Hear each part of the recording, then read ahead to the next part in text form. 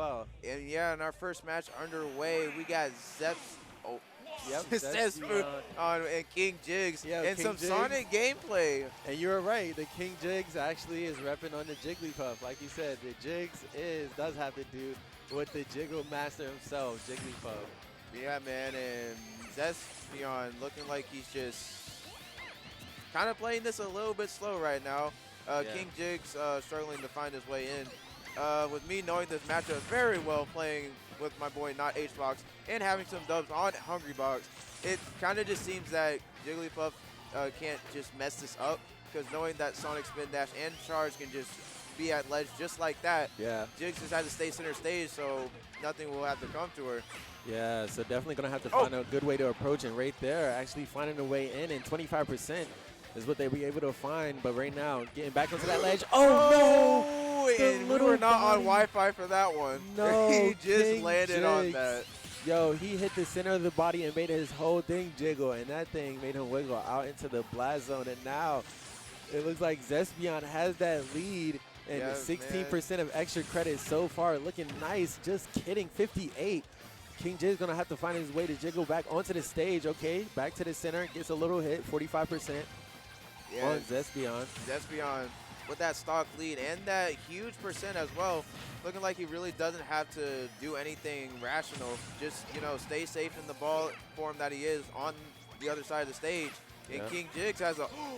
Don't do it. Oh, don't do it. Yeah, don't Come do it. on, man. Hey. We just started. You got the first stock. Yeah. But, yeah, again, looking like Zespion's just, like, kind of playing that game of not approaching. And King Jigs is struggling how to just trying to find a way to rack up at least some percent, only doing 69.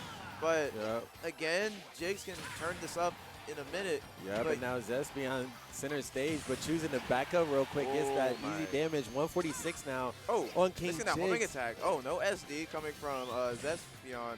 Yeah, but again, scary. Yeah. Oh, man. And now playing it a little bit of patience. Zespion doesn't really have to be too aggressive right here. 148%. Oh, he tried to go for that up smash, but he'll be greeted with the foot instead, but not dying yet. All Jigs can DI. 164%. Jeez, Jigglypuff singing a song, but not for too long. The tilt is going to take that one. And now 2 stocks up. Zespion is looking really, really nice in game number 1. Ooh, King Jigs shot coming from. Oh, the F tilt punish. Probably something that Jigs didn't really mean to do. Yep. Yeah. The SD? Oh no! Oh no, he's back. Yeah. Oh yeah, utilizing that wall below the stage. Really good coming from Zespion. And easily finding his way back every time he's off the stage, finding a way to approach, using that trampoline creatively, using that down B. Oh wow! And that rollout only being like the first charge and responding with that dash attack. Yeah, and so confident with it as well. Just waiting there, being patient, dash attack coming out. But yeah, again, man, Zespion does have that stock lead, and knowing Sonic and his gameplay, he doesn't have to approach. Just another up air. Ooh! Is that it? And that sent them off the top? Oh, yeah. That sent them up? Yeah, sometimes it hit him on the top hitbox? I don't even know, because sometimes looking at Sonic's hitbox, you know, there's like individual hitbox frames. Yeah. So either you go straight forward or you just go upward. I'm not sure. Like, do you think the DI maybe influenced him getting hit on the top end of the forward air rather than the bottom end? Because maybe if he DI'd down and out, would he maybe hit the bottom end of the forward air? Do you think at that position, being that high up, it doesn't matter because he got hit at the top end either way? Probably having a chance of DIing a little bit, like you said, downward angle to the left. But at 100 on the line of the blast zone for Sonic's forward air to even kind of just either smidge the line or the Jigglypuff like just dies completely like we just saw. So it could have been DI'd, I believe, but hey, man, we'll have to see about that on the game too, because the character swap from King Jigs and also from Oh wow. The zoner, I mean, I like to do kind of more of the zoning play style on the Sonic to the Pac-Man, but having more projectiles to utilize and maybe finding more options to be able to get in. But to think, right, switching from the Sonic to the Pac-Man had to be an adaptation after seeing the character switch coming from King Jigs. Yeah, and probably having that good game 1. Zespion feels way comfortable now doing the character swap. And hopefully Jigs' Marth is like, you know, his stronger characters due to that Jigglypuff. But as of right now, like you said, with Espeon, with more projectiles to work with, and having that more so of a gameplay of not approaching, let's just see how he applies it now on FD of all stages. Yeah, and taking it really slow to start it off 107 on King Jigs already. Oh, the 2 tippers on Hydrant, not going to hit Zephyr. Gonna get God, I cannot get this right. Yeah. Oh, wow, another F smash. It's not sweet. Yep, Bell coming out. Watch out for the Hydrant. Oh, and it clonked him on his head, and he will be sent to the blast zone, taking all the water with him. Yes, sir. That was really creative. And for him to put that a couple of taps onto the fire hydrant preemptively, knowing that he wanted to use it when King Jason was at a disadvantage, trying to approach right there. Oh, wow, he caught the spaceship. Yes, sir. Goodbye. Oh, wow, the random up B on stage, probably hoping. Ooh, falling up air into 2 sweet spots coming from Jig. Ooh, and that all came from the lag from that grab. He decided to try to approach and put that hand out, and you know that thing is not coming back for a minute. Got Gallagher again. Let's see how Jigs can utilize it this time. Okay. And that's one of the things is when you have an item in your hand that you're not used to using, sometimes it could just be useless and you throw it out there and you could have spent that same amount of time maybe finding a way to approach. But right now, it looks like starting to find a way to adapt, but how to get the roll. Okay, that's a lot that I've been seeing now in the competitive scene. Like a lot of players expecting a roll in, but you just gotta change it up a bit, and good stuff coming from Jigs doing that. What just happened? That parry ended up putting enough damage onto it for it to be hit. Oh no! It didn't even hit him. It didn't even hit him. He still went for it. Hey man, is Espeon gonna go for the F smash anyway? Not getting the ding on that bell, but still getting that 48%. Yep, grabbing him up. Jigs has no jump. Free damage. Waits for him to fall. Dash attack. Eat that. Oh, Melon. It's slow but strong. Will he use it again? Melon head. Drop it down. Trampoline. Yo, imagine if it would have bounced and caught his jump. Oh, no. That's the thing that Pac-Man setups are at ledge with that. With trampolines and Melon. Orange. Don't touch it. Don't touch it. All right, cool. What you going to choose? The bell is in hand. 108. Spot dodging. Oh, and that was sweet. Ain't no way he living that one, Him getting hit into the fire hydrant, he kind of floated back into him because the fire hydrant was shooting off at that point. So not even able to get enough distance after hitting him to be able to disengage away from that forward smash. And I mean, he cranked that thing up knowing just a little bit is all he needed to take it from the other side of the stage. And both of them switching characters right there, but the projectiles being the name of the game right there, just be able to keep them at bay, keeping them guessing, kind of choosing what he wanted to choose, throwing out the Melon. He threw out the up B at the edge of the stage to kind of mix it up on how you want to recover. You can't just get back up how you want to. You got to really think about it. So keeping him on his toes, and the character swap on both sides seemed to be a good adaptation on both sides, because it looked like King Jiz was finding his way in and starting to adapt soon towards the mid game. But you know, that Pac-Man, the Pac-Man was keeping him where he was at and wasn't letting him get in. Yeah, man. Like you said, like you don't really want to just adapt mid-game because you don't want to be too late. But the thing is, you still have two to three games to like set yourself up for like success. But like again, if you stay in that state, that's just gonna capitalize on them. And him going the switching characters, I think he just wanted to see where his mindset was at. He was just like, okay, cool. Game one, he kind of couldn't like do this thing. And now I'm going to choose somebody else and make him suffer more in that. Yeah. So, really unfortunate for Jigs. But, hey, he still adapted. He didn't get 3 stars. Good stuff from my man. It's good performance. Yeah. We all rooting for you, man, the loser's bracket. Hope you make it far, man. But hey, as of right now, that's until what you next time. Yeah. Until next time, man. Hey, that's what you love about the loser's bracket as well. Double elimination, getting that second chance. You can kind of redeem yourself to a certain extent. Going into losers, being able to be like, all right, this is what it took for me to be taken out. Let me try to adapt and pursue it or approach it in a different way to maybe have different results in losers, because a lot of people have been making really, really good losers runs here in Central Florida. And talking about losers runs, Jorge is one of them that has been doing a lot of hot losers runs. So it's only a matter of time before that losers run turns into a winner's run. And let's see who's trying to make a winner's run right now, Lightning Cam or Jorge. Yeah, and really kind of early in bracket to see these two fighting as of right now. With Jorge having, like you said, the he's such a good player, man. And with that loser run from last week at Digital Battlegrounds, coming from losers round 1 to top 8, that is something that you just don't see now and then. But again, Jorge showing up and like showing out with his Luigi. And let's just see if that Luigi can stay in winners. But Lightning Cam. Yeah, starting off lightning fast. And 102% right now on Luigi, just trying to find his way in for a grab. But now, with that rage, it's going to be hard for him to find that 0 to death or any type of the side B trade, but it's not the.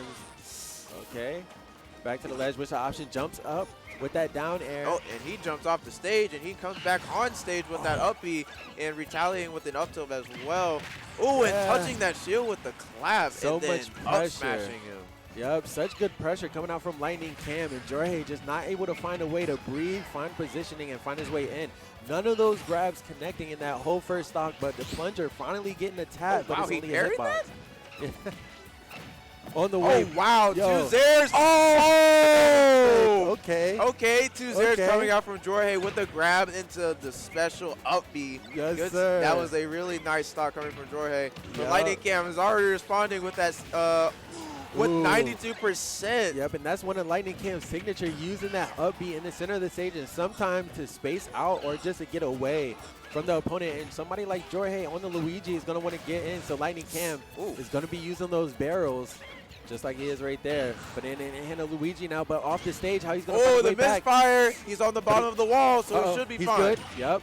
Oh, gets back with that down air. Okay, good down air. Trading with both fairs.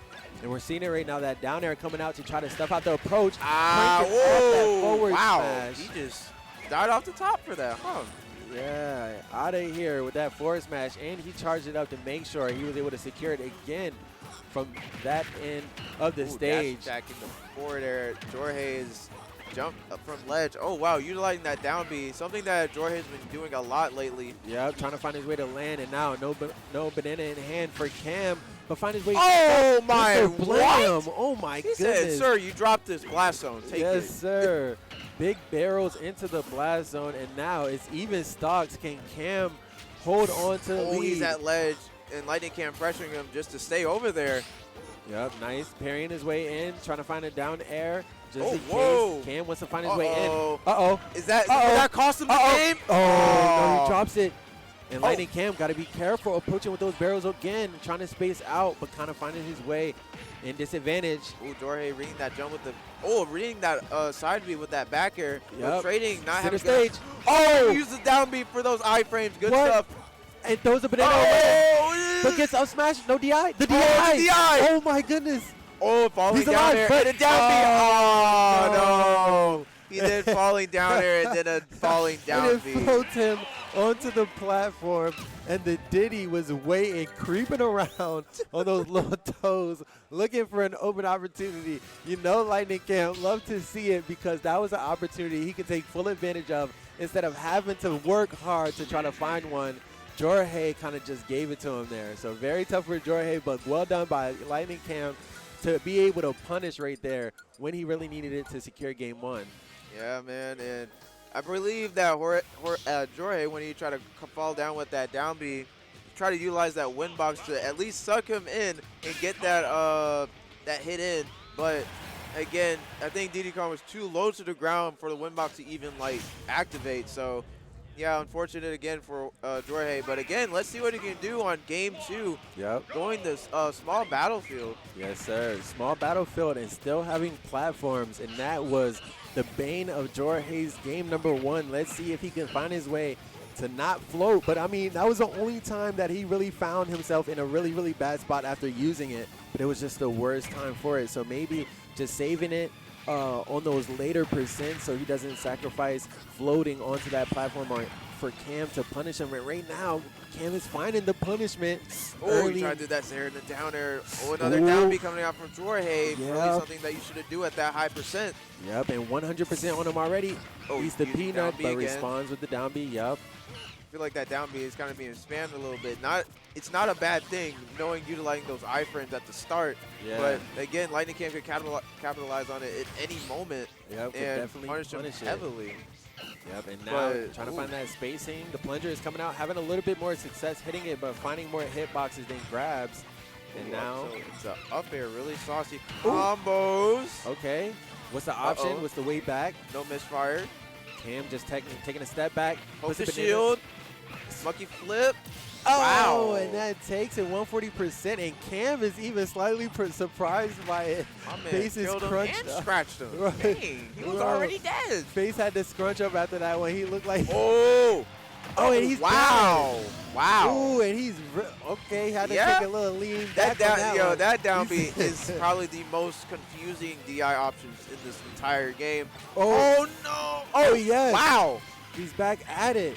Oh, another down B coming out. Good job from Jorge using those iframes once again. Yup, doing really well, stuffing out Cam's Oh, he missed the Zaire. sequences. Oh, the parry. Nice parry, but not finding anything after it. That's one thing. If you have that parry, that extra 3 frames, it's only 3 frames, so you got to choose quickly what you want to do out of it. And right there, just choosing the safe option, backing up, and now finding themselves back and resetting neutral. Ooh, okay. That little third jab, hit. booty bump. Oh, Second hit of booty the bump. smash Fist pump attack. instead, Yes, man. sir. And that second hit of the smash attack is going to take him center stage. Luigi not being that thick, even though that booty bump be hitting. Oh, he missed that up B range. Okay, gets back up. Ooh, grabbed him out of the barrels and kills him for it. He grabbed him out of the barrels and kills him for it. Hey, yo, your barrel. Oh, Oh, oh, oh, oh, no, yeah. Oh. Yo, good DI, though, getting out of that. Made sure he was keeping himself away, being able to slip out of that because that was a perfect opportunity for Jorge. But now, rolling in. Okay, back to the center of the stage, just about even percent. Another Zaire coming out from Jorge, really trying to keep him pressured on the ground. Yup. Lightning Cam responding with that grab up throw in the back air. Peanut is out. All right. Okay, Exchanging playing some it really projectiles. safe right now. Hopefully Jorge doesn't want to make one simple All right, mistake. no banana, but he can pull it out right now. Yep, gonna go back to safety. Banana's out, gonna grab it. Jorge's finding spacing, gonna try to find his way in. banana, is he gonna pick it up? Ooh, no. He goes onto the platform instead Lightning of Cam staying down. might throw it if Jorge just lets go of his guard. Oh. Wow, they're playing really airborne right now. Okay, forward air. Oh! And the down smash. Yo, so well done by Cam. That spacing was impeccable. Slides in with the down smash in perfect timing. Catches him at the edge, thinking he was going to have a chance to tech or to get away or to even get out. But nah, the down smash was there. Lightning Cam, lightning fast to get off to that edge and make sure he secured that game number 2 and 2-0.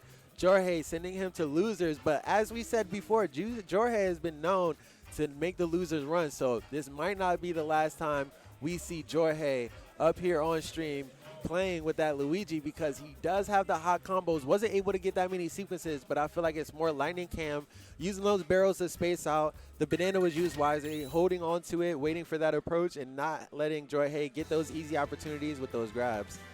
Yeah, man.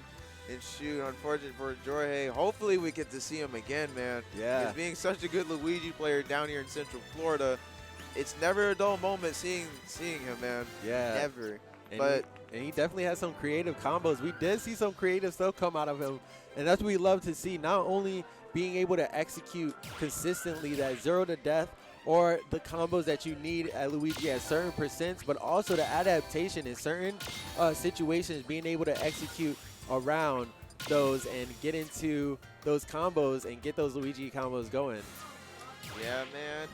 And right now we're going to be waiting on round 2 for a little while, so. Yes, sir. So we got some events coming up these are some of our partners here at RGB and some of the tournaments and events we got going on. So make sure you keep up with us not only here at Juicy Game Nights, but on social media as well. Juicy Game Nights on social media, that's Facebook. We got Vortex, Maelstrom, they got Call of Duty and Guilty Gear and Smash Ultimate starting at 1 p.m. all the way through 6. Make sure you get there venue free and per game fee, $10 per bracket. Go ahead and get in there. You know the people's going to be pulling up. The competition's going to be there. It's an esports arena. One of those things coming up. You know they got the new competition. We have Guilty Gear Strive at DreamHack Beyond. We have $2,500 July 24th. That is in 3 days. 3 days, $2,500. You know what I could do with $2,500? PC. I don't even know what I would do. With what graphics card are you getting for $2,500? What graphics card are you getting? You gonna get a 670? Bro, they all scarce right now. They probably selling for like 670. But yeah, make sure you support those events if you can. If you live in the local area or if you can carpool to them, make sure you hit up your friends. Let them know. Put your friends in a van. Make it a plan and slide to a land near you. You know, offline is a plan now. You know, online's, Oh, yeah, online. made its way. But shout out to the people running the online tournaments. I hope people do keep showing out because I feel like that's an environment for certain people. You know, some people aren't as motivated and don't have the time and don't want to make the trip all the way out to a local. If you do, though, bro, it's a different experience. Make your way out here. But I respect the people who like to stay safe in their crib or just chilling with their food, bro. If you munching in between game, in between sets, sometimes you can forget about the cheese because you just take a big bite. You like, man, and then you like, yo, food, right? Food, you know what I'm saying? Maybe I'm good. So, hey, shout out to the online tournaments holding it down for the people trying to stay comfy. But, yo, the local events are popping, so make sure you pull up and you support. And if you're staying at home, support those events through the Twitch like you are right here Thursday night at Juicy Game Night. And we're going to be pulling up. We got King Will going against Spoon.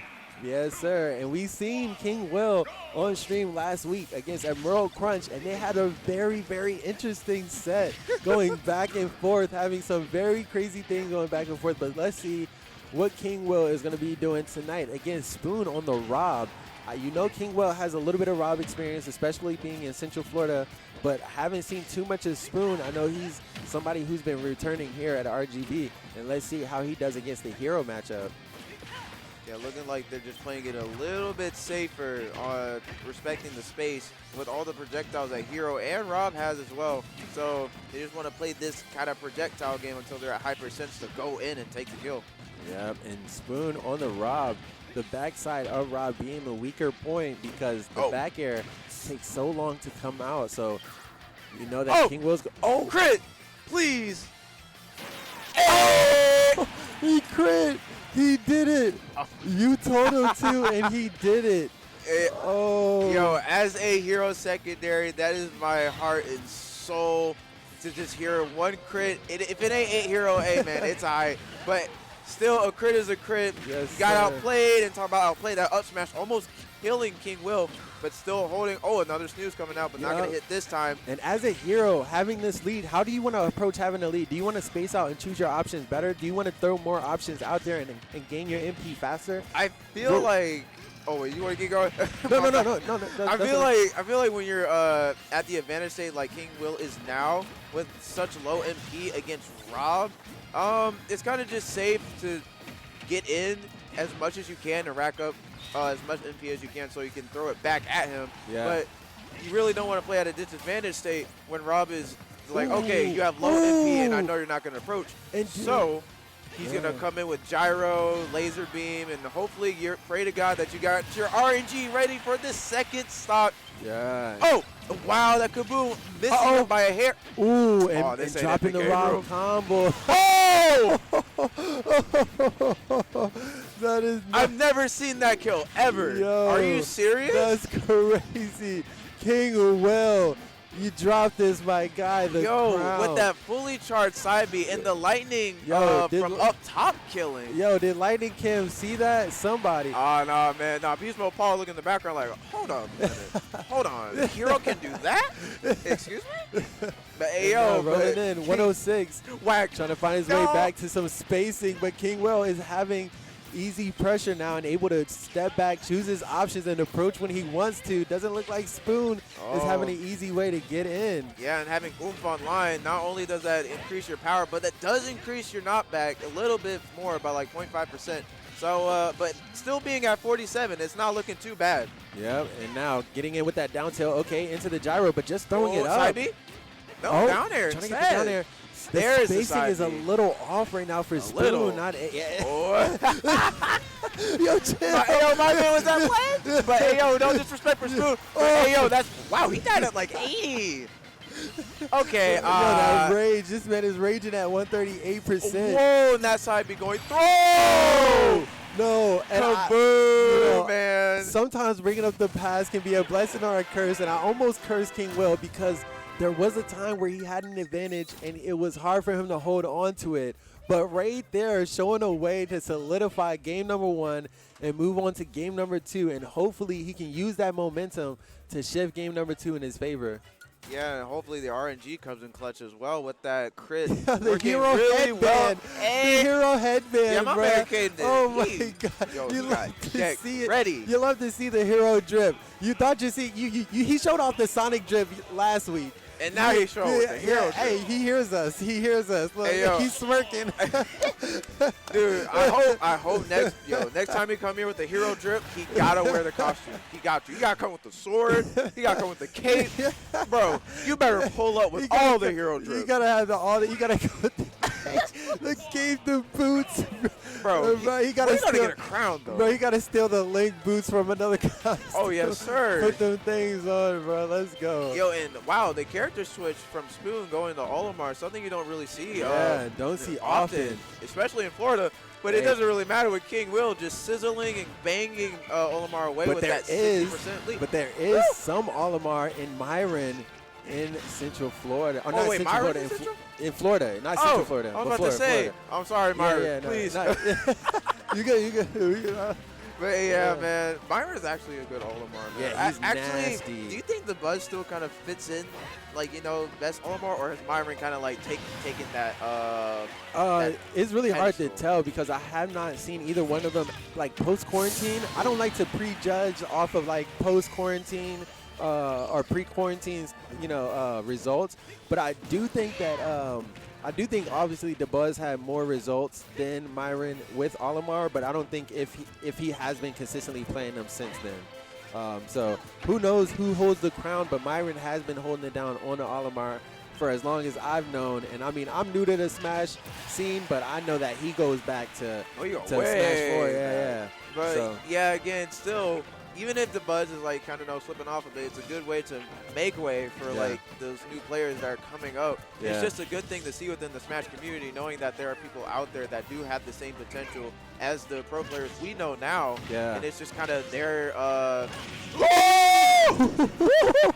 even Spoon is surprised on that downer coming from King Will. And I was about to say, you being a pocket hero in this scenario, going against an Olimar, what openings are you looking for with these Pikmin? How do you want to approach having those Pikmin to work around? Man, I don't even see this matchup often, especially online, and I haven't seen them offline, especially with Spoon, knowing that I got my eye on somebody for like future friendlies. Yeah. But with Hero and Olimar, kind of a weird take with bounce being a good way to reflect Pikmin when Olimar throws it out.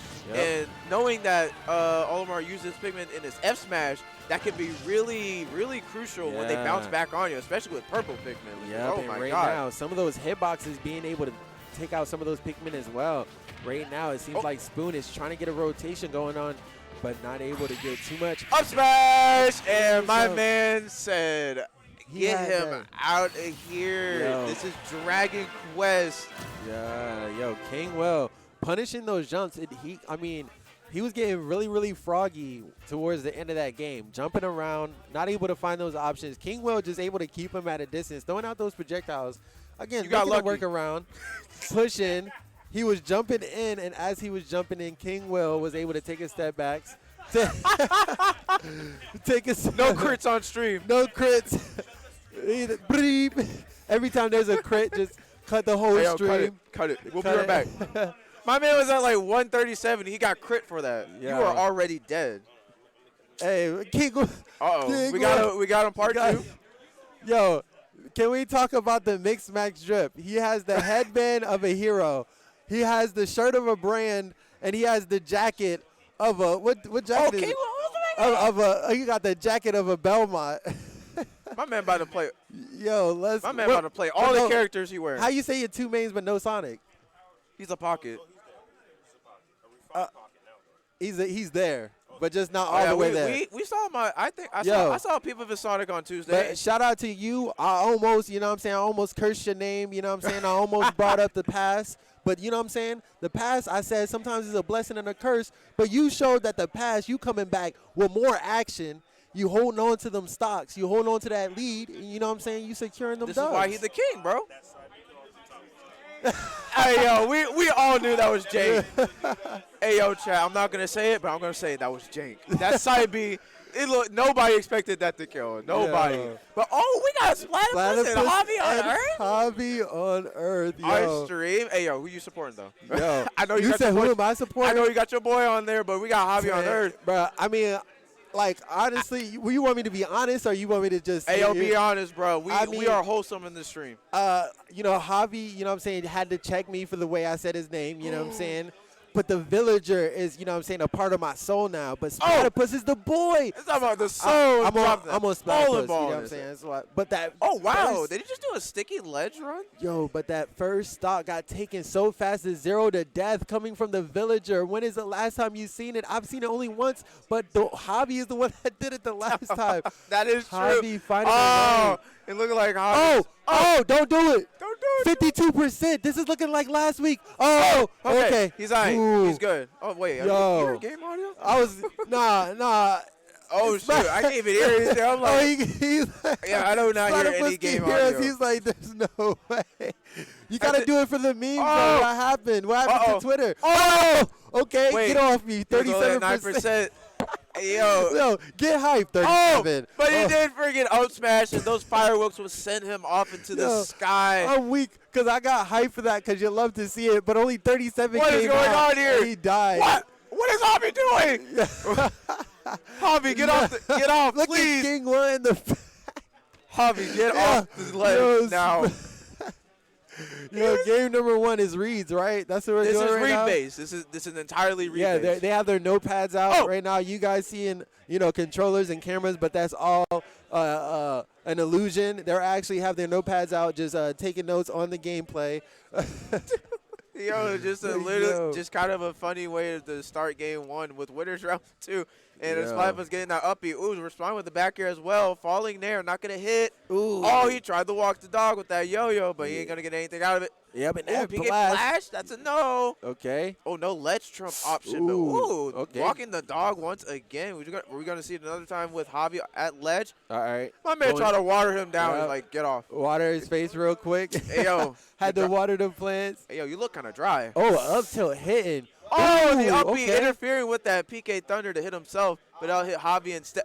He's at ledge. Oh, gets the re-grab. What's the way back? Deep nair. And Javi doing so good to mix it up, getting back on stage, but getting that first stock. Splatterpuss not getting 3 stock, and he is proud of himself. Oh, my man hacked him. I was about to. He hacked him. He said, wait, you're not a tree? Oh, I'm so sorry. Yo, Splatterpuss. Yo, you know what's crazy though? Splatterpuss was arguing with King Will not too long ago about a JV4, and the King Will is gonna let this. Oh my God! And Splatterpuss just. Oh no!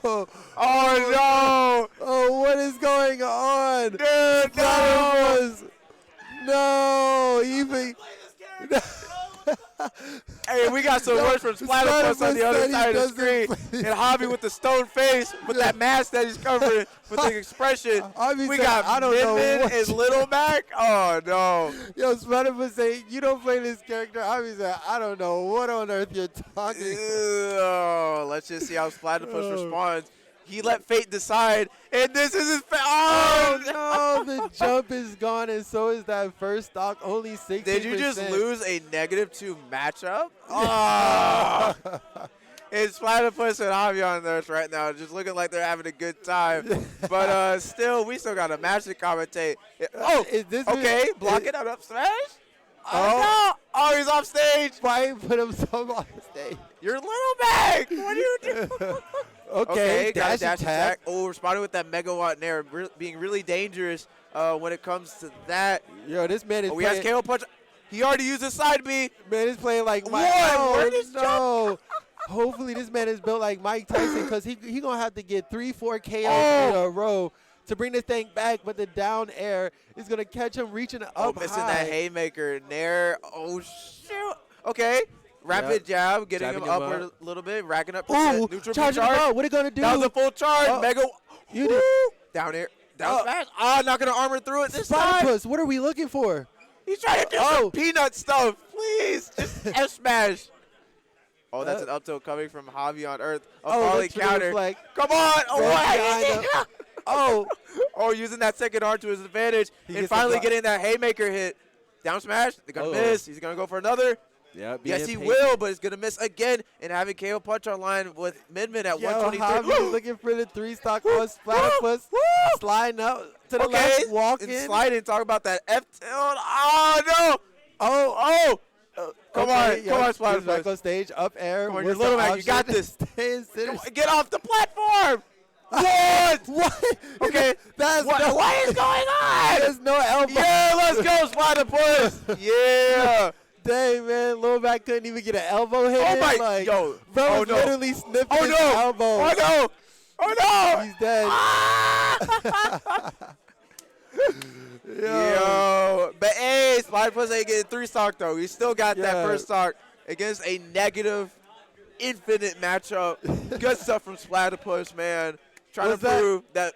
Was that a counter pick to the counter pick? I'm kind of confused. Did they both just go to their, after that game one, they're like, yo, I'm going to troll this game. And then Splatterpuss is like, yo, I'm going to troll in scrap. And Javi's like, yo, I'm going to troll in zone.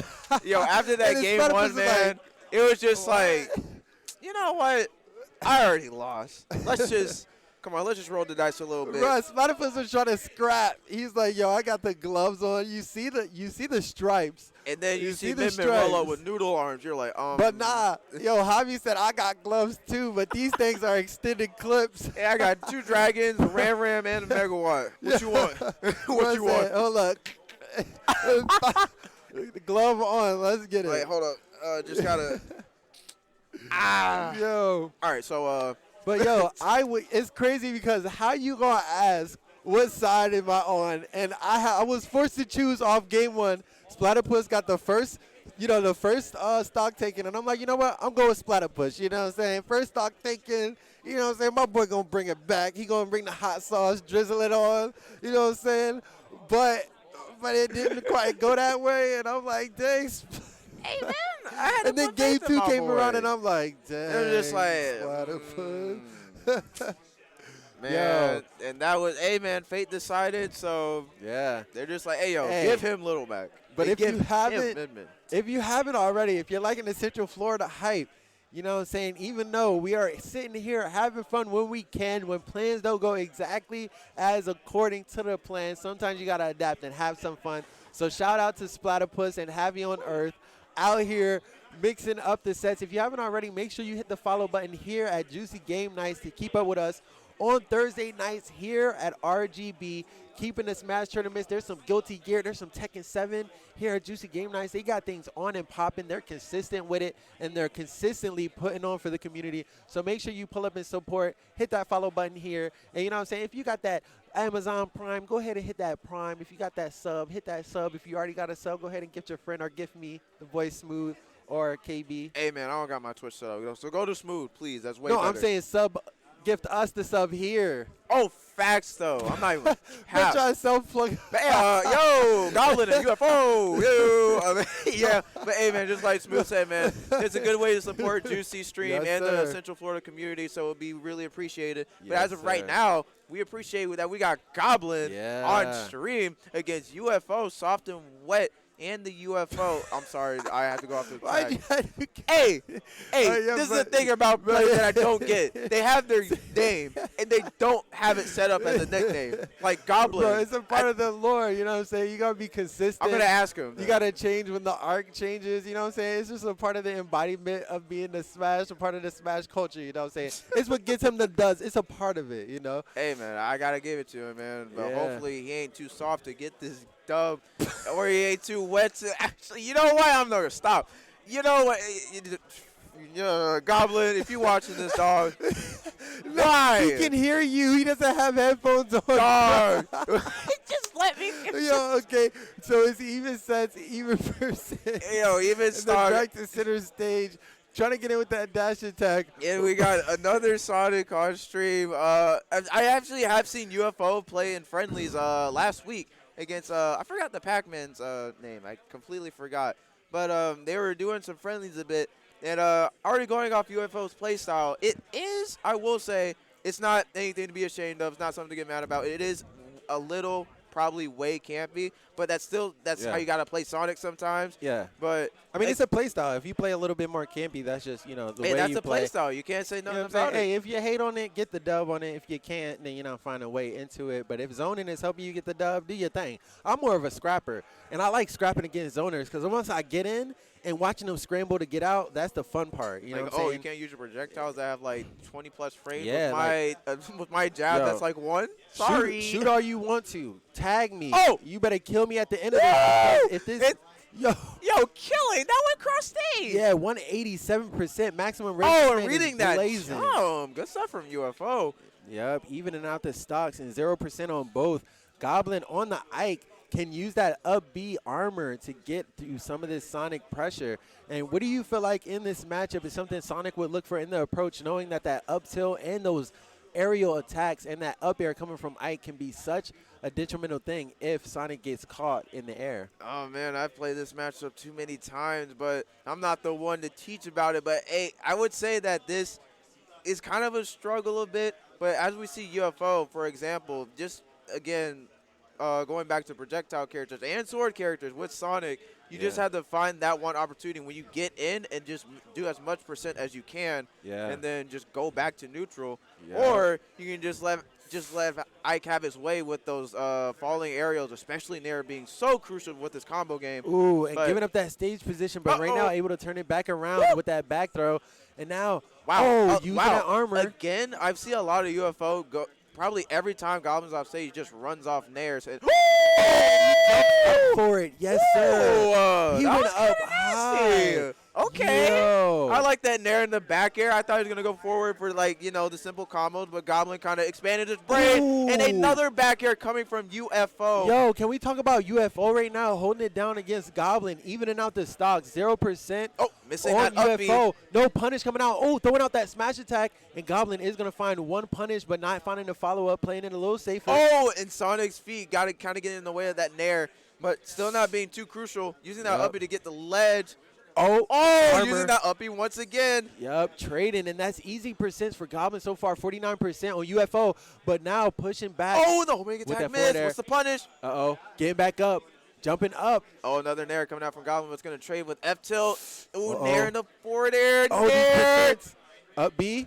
Oh, wow. Air dodge. Oh, misses the grab, but still gets a chance to turn around. UFO. And look for it again. Goblin is just kind of reading UFO's landing options, and now is kind of looking in Goblin's favor. Yo, low key, is UFO part of the lore? Because this man cannot land for it. Oh, man, my man is out of this world right now with those spin dashes. Oh, no! That dash attack. The corner. All the way in the corner. Tucked him away. My man said, hey, yo. And I think right there for Goblin, he had so much pressure on him in certain times, and UFO was putting him in positions where he was even stocks, and he even had the advantage. Goblin used the maximum rage on Ike to be able to turn things around. But if UFO was able to find an opportunity, he could have found his way into the lead and maybe could have found a way to that game number 1. But now Goblin securing game number 1, he can find his way into confidence into game number 2 and maybe move on in winners. But if UFO can find that percent, he can maybe take this game number 2 off Goblin. Yeah, and good stuff coming from UFO that game 1, man. And with those 2 back air reads for on those jumps, just something that you really need to call out on with somebody like this. But again, with Goblin going another sortie with Cloud.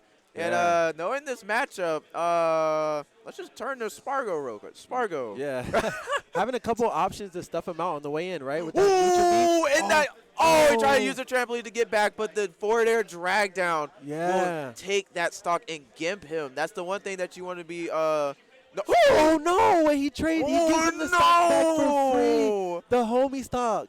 Low key. Facts. The low key homie stock. You did not give him the low key on that one. Yeah, man. And that's something that you want to that's something that you don't want to throw away, especially with that early lead you just had, and it just slipped away due to one directional air dodge. But and that's a tough thing too when you go back to rewatch it and you see how you even out the stocks. On your end, you did something really good to challenge Goblin off the ledge for his stock to be taken. But on the other end, you were just at disadvantage and was trying to find your way to the ledge and air dodge into the blast zone. And that's so tough to be able to recollect. But maybe UFO can find his way back in right now. But it seems like Goblin is finding his way to situate and find his way to approach. But watch his way. Platform. And Goblin, wow, being really aware of his options when going back to stage, especially with that platform to work with in the blast zone. Yep. But he does have full limit. Hope cross slash. He might punish it with cross slash if UFO messes up a little bit. And he dies. Yeah, that's homing attack for you, man. Yes, sir. Limit broken. Push it to the limit. And that man, limit broke this man into the blast zone. That is going to be one stock up for Goblin, but UFO doesn't have to do too much to make it back. But Sonic can find a hard way to secure the stock. So if Goblin can space out, get that limit up. And UFO throwing out those F smashes, trying to see if Goblin will be the one to hop in on it. But punishing that with an uppie, but not the following one. Yep. But that F2 is going to give him limit. I'm not sure what Goblin's going to. Another F smash, but really strategical, holding it at ledge, trying to get that back air read, but it's going to miss, responding with Cloud Nair. Yep, trying to find that juggle, but spacing out. Back to the center of the stage. Limit is gone. 130% on Cloud. It looks like UFO is fishing for anything, trying to find a tilt attack to put him at disadvantage, but Goblin is staying center stage so confidently. No, he went to platform. What's the option? He did. Okay, spin shot coming from UFO, but not enough to make it to the ledge, but he's still at center stage. Goblin approaching again with another downer with limit. Watch out. UFO probably going to do another homing attack, and Goblin's going to capitalize it. What's it? Caught it with that. This is it.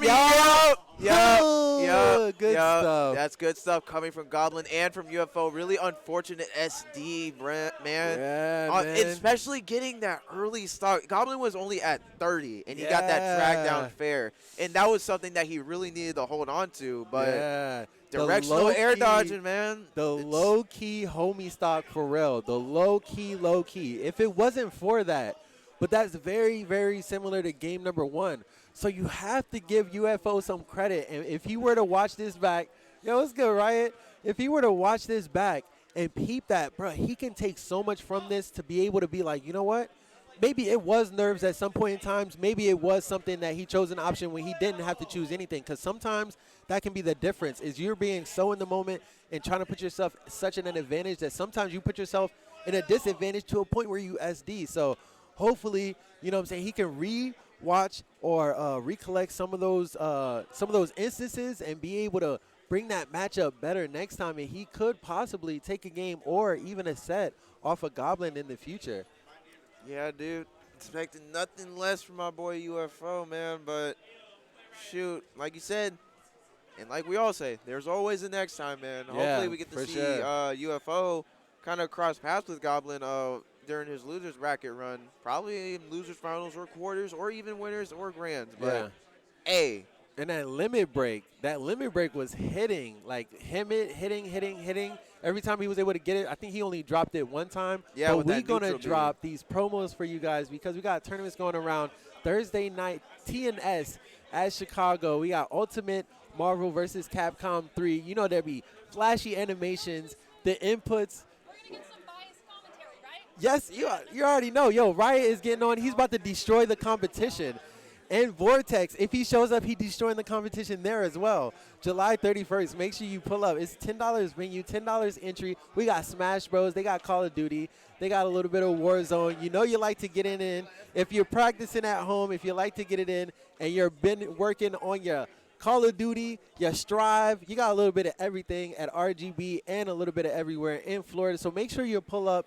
You're supporting and you showing out because quarantine has been happening. New games have been coming out. Strive. Hey, you know what I'm saying? Keep a lookout for the Nicktoons tournaments. My God. I wouldn't be surprised. I would not. Who you play? Where's Cat Dog? I think they're not done with the characters yet. I think that was just the one trailer. I mean in Cat Dog. I might name Ninja Turtles, They were my childhood. But this next set coming up, Riot Lettuce against King Will. Riot Lettuce. And Riot Lettuce has been cooking on the wall. Are we going to see King Will Sonic? The Sonic King Will? Pocket Sonic. Oh, okay. Oh! He said the mains, and he's pulling out the Sonic. But, I mean, but is this what you would want to, is this a matchup you would, this isn't what you want, right? I would say Wolf Sonic is kind of even in a way. Both of them have, like, Wolf having kind of more of the more combo potential and, like, racking up percent really easily. But Sonic can do the same thing with just down B and side B and up airs and, you know, yeah, just down B, repeat, rack up that percent, and then go in for the kill with F Smasher. Ooh! Riot. Wyatt. Start that way. Why you do it? Oh, no. 28% only. He sacrificed. Oh, no. Oh, but he's kind of responding already with that back air off stage, almost killing. But, again, King Will. He just had to give him a little bit of an advantage. Uh-oh. Oh, back air, catching him on that platform. Was that SD just was it a fluke? Was it a fluke? He might take this at low percent. It just made him lean forward and zone in and lock all the way in. Oh, okay, that up. The spring not going to hit Riot, interrupting his up B. Throwing out that forward smash, making sure he's not pursuing relentlessly. Keeping him at bay right now. Homing attack, missing with that beautiful C shape. Yep, and now Riot Let is just wow, going under the laser? Oh, okay. Nice. Catching that down air with that forward tilt. What's the option now? Getting up with that jump. Ooh, lands on the platform. Another side B. He's going to get punished with side B into forward air, looking like it should have connected. But, parrying that back up into B. the ledge. Yep. Okay, neutral air being so good from Wolf, having such a long-lasting hitbox. Oh, and the air dodge coming from King Will. You got to expect that. This is Sonic you're playing against. And tech in. Such a fast. Another air dodge. Yeah, that's the one thing Riot needs to keep in mind with King Will's playstyle with Sonic. Every homing attack, he is bound to air dodge, so it'll be a good way for him to punish him even more. And at the percent that King Will is at, he can even take the stock for it. Ooh! Tried to jab him up into that forward smash, but Riot staying safe and secure. And looking like Snake up tilt, kicking him in the blast zone. Up tilt being super strong in a way to secure a stock, and right there, able to solidify that. But 131% already on Riot. He's going to have to take a step back, try to get a combo because some of those combos aren't going to connect with all of that rage. Okay, got the F throw. Okay, raw back air going off stage. Probably something he probably should have utilized with forward air. Okay, but the down tilt. But the down throw, the using that nair to his advantage to keep him at ledge. Oh, and he jumps up but not goes to the platform. Bounces into the air dodge. Oh, gets into the grab. Whoa, and taking that at 151. And now King Will's kind of playing this Sonic game. Yo, walking up to him like a real villain. Oh, my goodness. Going back, drifting back with that neutral air, but not finding a hitbox. But really good spacing. And now Riot looks like he's bringing this one back. Almost caught the jump, but a little slow with the hitbox right there. Oh, the roll behind that ledge. Probably suspected him to get a grab. He's a directional air dodge, and this is something that King Will needs to stop playing. He panicked, and Riot is now in the lead. 167% maximum rage on a Wolf is a scary thing to see. Let's see if he rolls into the smash attack. No. And yeah, man, that's something that King Will really didn't didn't want to happen. But he did have that early stock, and then on top of that, he just kind of just played Sonic when he started struggling to kill at 161. But now it's still at even percent. Yep, taking in place, and now finding his way back to the edge of the stage. Another forward air. Oh, trying to read that jump with another forward air. King Will with the pressure, but the neutral air to stop him out. Oh, the air dodge, no punish. No punish, not able to find his way in, not quick enough, and now King Will taking a step back and trying to mix up his options right there, getting in. Oh, read that roll with the spin charge into homing attack, down tilt. The back hit of that neutral air not hitting right there. Woo! Rolls in and finds spacing and finds a way to approach. And the next hit. The forward smash. Unfortunate for Riot with that SD at the beginning. Almost brought it back, but yeah, man, I still give him credit. He almost brought that back. And King Will kind of looking a little bit disappointed off that game and how it turned out, having that lead and almost losing it.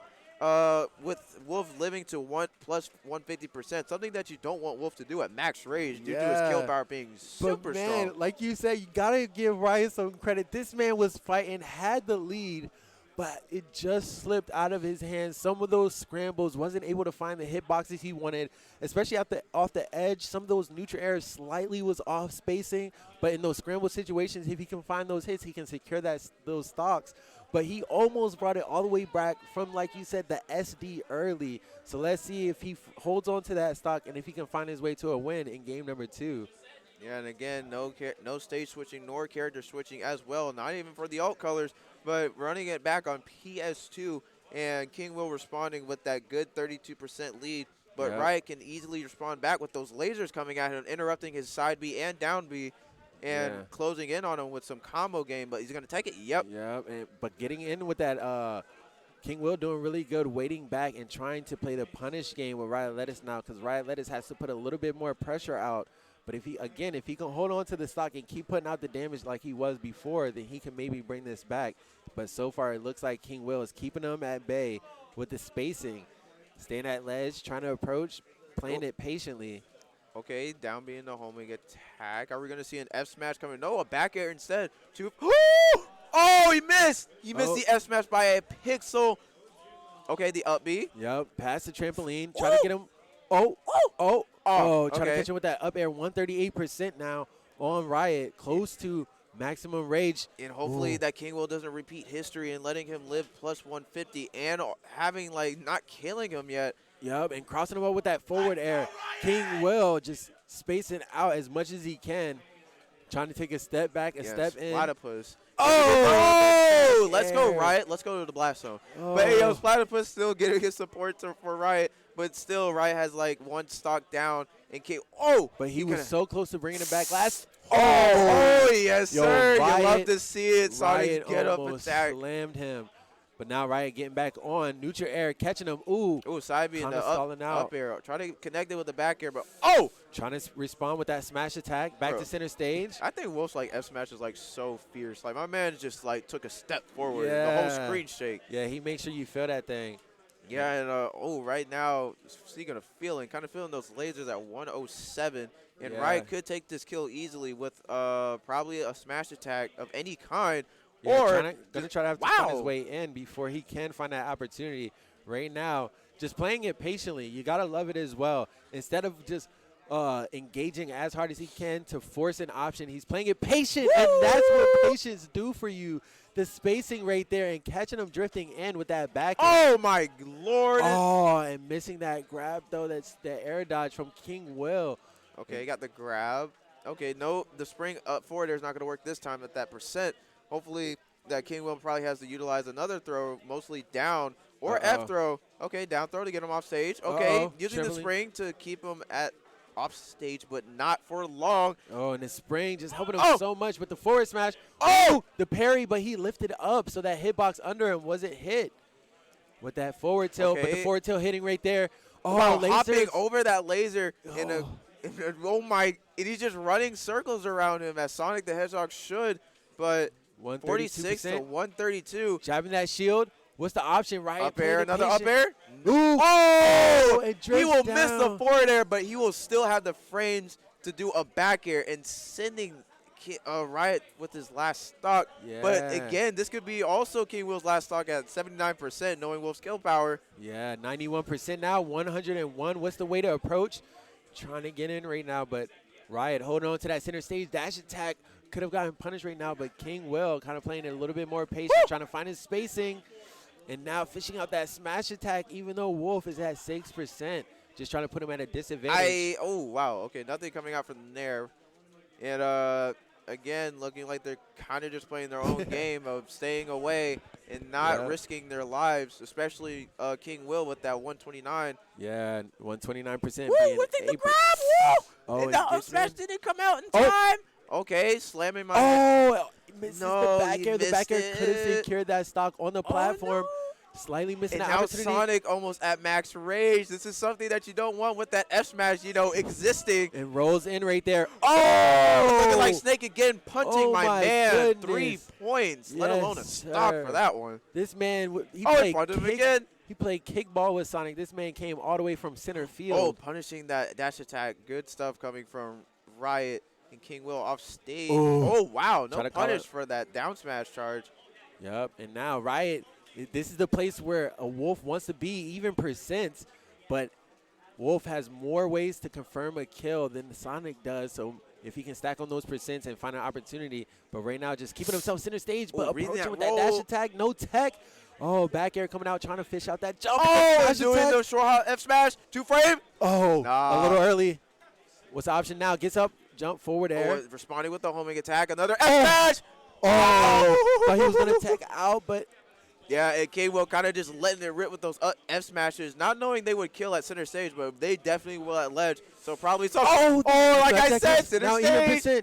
We're going to see another F-smash. Okay, right back here. He's going to miss. Another F-smash coming from center stage. Looking for that back air after the another F-smash. Oh, no, it's tilt instead. Good option. He's going to use spring to interrupt. Yes, he does. King Will taking it 2-0 on Riot Lettuce. You hate to see it, but Riot Lettuce on the SD game number 1 and game 2 looked like he was putting on the pressure, but King Will just spacing out, finding the way to engage and punishing and kind of making Riot play his game. But Riot had the sauce, had the power, but could not find a way to keep the lead in game number 2, because game number 1, he kind of put himself at a disadvantage initially, and King Will did what he had to hold on to the lead, secure that dub, and 2-0 on Riot Lettuce. That's really, really good from King Will. Moving on. Yo, King Will. Excellence, right? Hey, yes, sir. Hey, that's what's up. Hey, consistency. Yes, sir. You love to see it. Yo, shout outs to RGB for letting the boy Too Smooth and KB pull up. You already know your boy loves to be here and support the community. I have been as much as I can. As much as I love to pull up and scrap with my hands, my fingers don't work as well as my mouth do. I can talk very well, is what I was saying. But game, I don't. For the fingers. We have Avocado pulling up to the stream next. Shout out to him. He's been making waves in the bracket in Central Florida and been showing that he has the sauce. You know what I'm saying? The avocado, slice it up, get the seed out, make it into guac if you want to. But avocado is the man. What the plan? If you want the source, this is where you get it from avocado. So hopefully we can see some of that Snake gameplay. And how would you like to see Snake play? Because Javi, sheesh, I thought Zoner. But how do you see avocado approaching, or Snakes in general, the play style of avocado, using a lot of those grenades center stage, not doing too many C4 setups, but more grenade play. More grenade play. What do you think about the grenade play from avocado? I'm gonna be honest. I did stay for Tuesday when I saw avocado take that game from Epic Gabriel, but I kind of didn't see the whole match and see how it played out. And my man trying to look ready for stream, look good for the camera. Good. Hey man, yes, get this dub. Get this dub. Hey, don't be saying that to nobody. You too much pressure. Too much pressure. Hey, they want to be on stream. Let them play. Hey, they put them on stream. The pressure's already been on. KB looked him in his eyes and said, "Get this dub." Yo, don't put pressure on this man. I'm gonna put him on the mic. He's already on stream. Hey, he had that game on Epic Game. I give my man all the pedestal. Yo, all the pedestal. True. But hey, still, I want to see good stuff coming from both players as well. Like Electron right now with the Yoshi, kind of been on the scene a little bit for the past few months. And always finding his way higher up. Oh, no. Is he going to find his way back? He's fine. Yeah. Had the air dodge. Snake's gravity and his weight and his floatiness is just – it's weird. It's hard to understand. Yeah. It's just like, he just uses up B, then he starts floating up, and then he just starts descending down, and then he air dodges. Now he's just like he's like Jigglypuff air dodge. Like, definitely has so many options to mix up the recovery. Like probably with all that arsenal, you got stuff in him. Like, how does he pull that out? But man, avocado. What was that? And avocado brought it all the way back. Yeah, that was a C4 that I seen blowing up right there. And avocado sending him back to the Stone Age. Oh my God! Those feet sending avocado back to the Stone Age, kicking like the Flintstones, trying to make it to the cornerstone. Yo, you eat that cereal? Even percents now, only a 10% different. Avocado setting up those nades, getting off those percents. And one of the things that I've seen Avocado using those nades for is getting them out of some of the sequences and strings that you can be caught in some of those combos. He holds onto the nade, lets you hit him, and trades those percents. But in the C4! No, the C4 looking like it. Yeah, like you said, it was gonna trade with that kill on Yoshi, but instead it kind of and dropped it straight on him. He said go back up there. No, you gotta die. Bro, he said up high, down low. Drop the C4 on him. Say, hey, yo, you dropped something. Yo. And he put the boot up. Man, they just booted the boot. Yeah, and C4 on the platform. Electron staying safe on the center stage, trying to find a way to approach. That C4 is on that platform. I don't know if he's seen it, but chilling on that platform. Yeah, Avocado not being able to approach right there. Where's that? Oh, I don't think I think it despawned. I'm not. Oh, yeah, you're right. Because like the C4 red flash only sticks out for like 3 beeps, and then on top of that, you gotta just go on your awareness to know where it is at all times. Yep. But looking like it wouldn't really matter with that 75% going on with Electron. Oh, Avocado is so stuck. Oh, wait, no, she's stuck. But now Avocado is stuck now. Yo, Avocado doing so good. Where is it? Oh, there it is. There it is. There it is. The C4 was switching on them so much. I was just like, where is it? Yo, that thing was switching back and forth. Avocado, again, showing the sauce.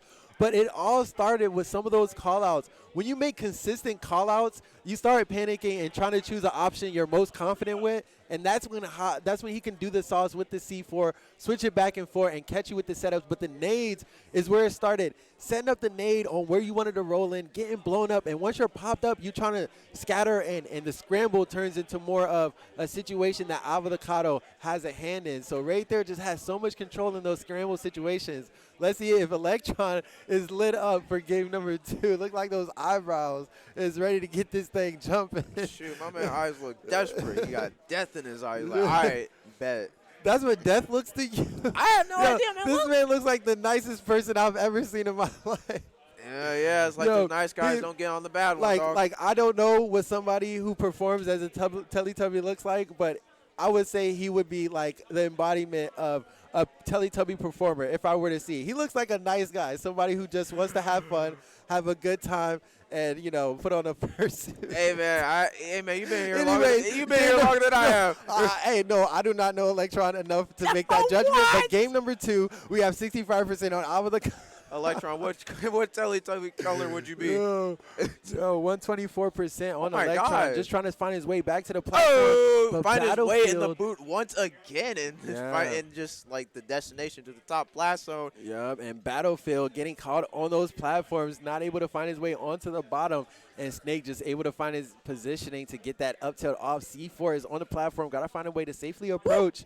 Oh, wow, the C4 hitting him from below platform, and that's going to send him to 72%. Yep, and able to find an up tilt afterwards as well. Really good. Set down to C4. I love that. Get to up. Even though Yoshi is sitting there right in front of him, sets down to C4. Like, I'm going to need this eventually. He's like, uh-oh, F-throw C4? Nice. No, but he used that with up tilt to his advantage and got that beautiful roll read. Yeah, Downer going to kill at this percent? No, not from the bottom. Oh! Did he reset the C4 and drop it on him? He dropped another one on him. Oh, my goodness. He dropped another one on him.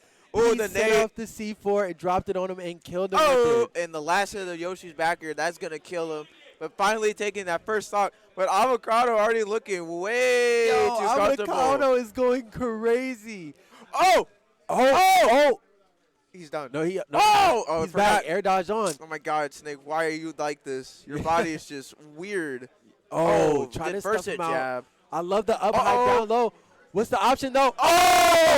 And he will go for that deep fair and get the spike. Yo, this is so good by Electron because Avocado has such a big lead. But Electron showing that he has the matchup knowledge to get in, get the damage, and punish Avocado for trying to recover. Oh, and the grenade is going to send Electron upward, and that F-tilt with that roll read once again coming from Avocado. Yep, and C4's exploded. Wait, where's the up tilt? Okay, there it is. Center stage. Now it's on the right platform. Setting up for something. Nikita out. Ooh. Grab's going to get another roll read. Pulls out the jab. Woo. Throws him off the stage. What's the option? Resetting C4. C4. Oh, another C4 is going to explosions. Yes, it will, but it won't hit Electron this time. Electron. Oh, another nade is going to send him at higher percent. Yo, and Electron finding his way around the projectiles, even at this high percent, trying to find his way in. But right now, it looks like he's getting hit up a little bit too much. Nade on the platform, trying to space out. Yoshi's getting up. 147. That's it. But turns around forward tilt. 174 on the Yoshi. Big boy. The forward air gave him the boot once again. Wait, did that send him straight up or off the stage? It sent him upward. Snake's forward air. I've seen it so many times. Snake's forward air can send you up, side, or spike you. And that right there, that sent him straight on up. He gave him the boot. just, it didn't even spike him either. It just, the game just said, make him go up instead. Up and away, the forward end said. And, man, Yes, Avocado out here showing that snake sauce. You love to see it because I feel like Central Florida is known for having that pressure, that aggression, getting in, knowing what buttons to press, having that spacing. And Yoshi is a part of that, you know, being able to utilize that aggression and getting in, having those buttons to keep things aggressive. And Electron really, really showed that, especially in game number 2. But something about Avocado and how he sets his nades up on the approach. Come in with that neutral air so I can have this nade cooking in, waiting for you to get in on me. I know the combo that you want to hit after that first hit, so let me pull out a nade real quick so when that second hit, I can at least have some type of thing I can do or option I can choose outside of being naded in mid combo. So Avocado just showing the adaptation from the snake, being able to use in that aggression, keeping them at arm's length, punishing them when they're close, and using those strong hitboxes like that up tilt, man, that up tilt be hitting, and that down throw, the down throw reads. If you can get the reads consistently, you know it's heat, and Snake got what it takes to secure the stocks when he's ready to take those stocks, and Avocado really showed. Oh, shoot, showing it like it's just everyday thing, man, and already seeing him improve a lot in his gameplay, especially getting that big win on Epic Gabriel on Tuesday. Yeah. And knowing that Avocado's like mindset kind of just probably shifted a little bit. Well, so it was on my Aaron. man was just like, It was on Aaron. it was on Aaron? Yeah, it was on Aaron. I thought it was on Gabe. No, it was on Aaron. Oh, Yeah, I forgot. Completely forgot about that one. No, you didn't forget. Yeah, he got the double on. Yeah, he got the double on Aaron. And I mean, Aaron mainly. And what I like about Aaron is Aaron was right after Aaron lost, he went on live. Yo, shout out to Aaron. Make sure you follow the boy on Twitch, and make sure you follow Twitch here at Juicy Game Night. Make sure you follow the boys too, Too Smooth Gaming and KB Uncut on Twitter or wherever you can find it. But right now, we got Epic _Gabriel versus Zill. We have Ken versus Bowser. This is something that I wouldn't say that Bowser doesn't enjoy, because I've seen a lot of Bowsers kind of just dominate the Shoto matchup. But, you know, obviously not being Kazuya, being a new character still. But Bowser in the Shoto matchup, it kind of just doesn't look too one-sided. You just got to do stuff like that. Yep, get him off the stage. And you got to do stuff just like that. Yeah, and Epic Gabriel not choosing the right way to try to get back. So you can? Oh, my God. Okay. Oh, no. Oh, I didn't get the Assure You input. Oh, no, and now 166% Zill is living big boy dreams. Max Rage Bowser, that is something that you do not want in this matchup. No, sir. Oh, never mind. But that uppercut is not something you want either. Fire with fire, and Ken foreshowed what that fiery shore you can do to Bowser. Sir. Straight to the chin and out into the blast zone he goes, and now even stocks. But Zill was able to get a little bit of extra credit, but Epic Gabriel fighting his way back, getting in, throwing out those jabs. Finding a look. Yo, my man. He was a couple of pixels away from that cross-up right there. Just able to get behind him and away from that forward smash. And that slight step up from Bowser is probably what put him in a position to miss that forward smash. Yeah, but still, again, Zill, with that F smash being so unfortunate to miss, he's still kind of playing his game right now, having that high percent. Nice DIs, not dead, 127%. Up tilt instead, really good coming from Zill. Because knowing that side B can just stale out. Talk about Thick boy, yeah. Yes, sir. Thick boy going out right now. Ooh, nice. Able to dodge that grab. And Zill kind of expecting the approach, but Epic Gabriel playing it safe. Getting that Whirling Fortress, really something that Bowser's go-to option. But ooh, okay. He's cooking. Oh, my gosh, bro. You like that. And that's what I love about that Central Florida pressure. When they have that aggression, they're in your face. They're scrapping. When they have that little pause where they take a step back, that's when they really like, you know what? Game over. That's when it's like, finish him. Hey, man, like, that's exactly what happened when Game. Get him out of here. Yeah, man, that's exactly what happened when Game with that unfortunate SD with that Hadoken.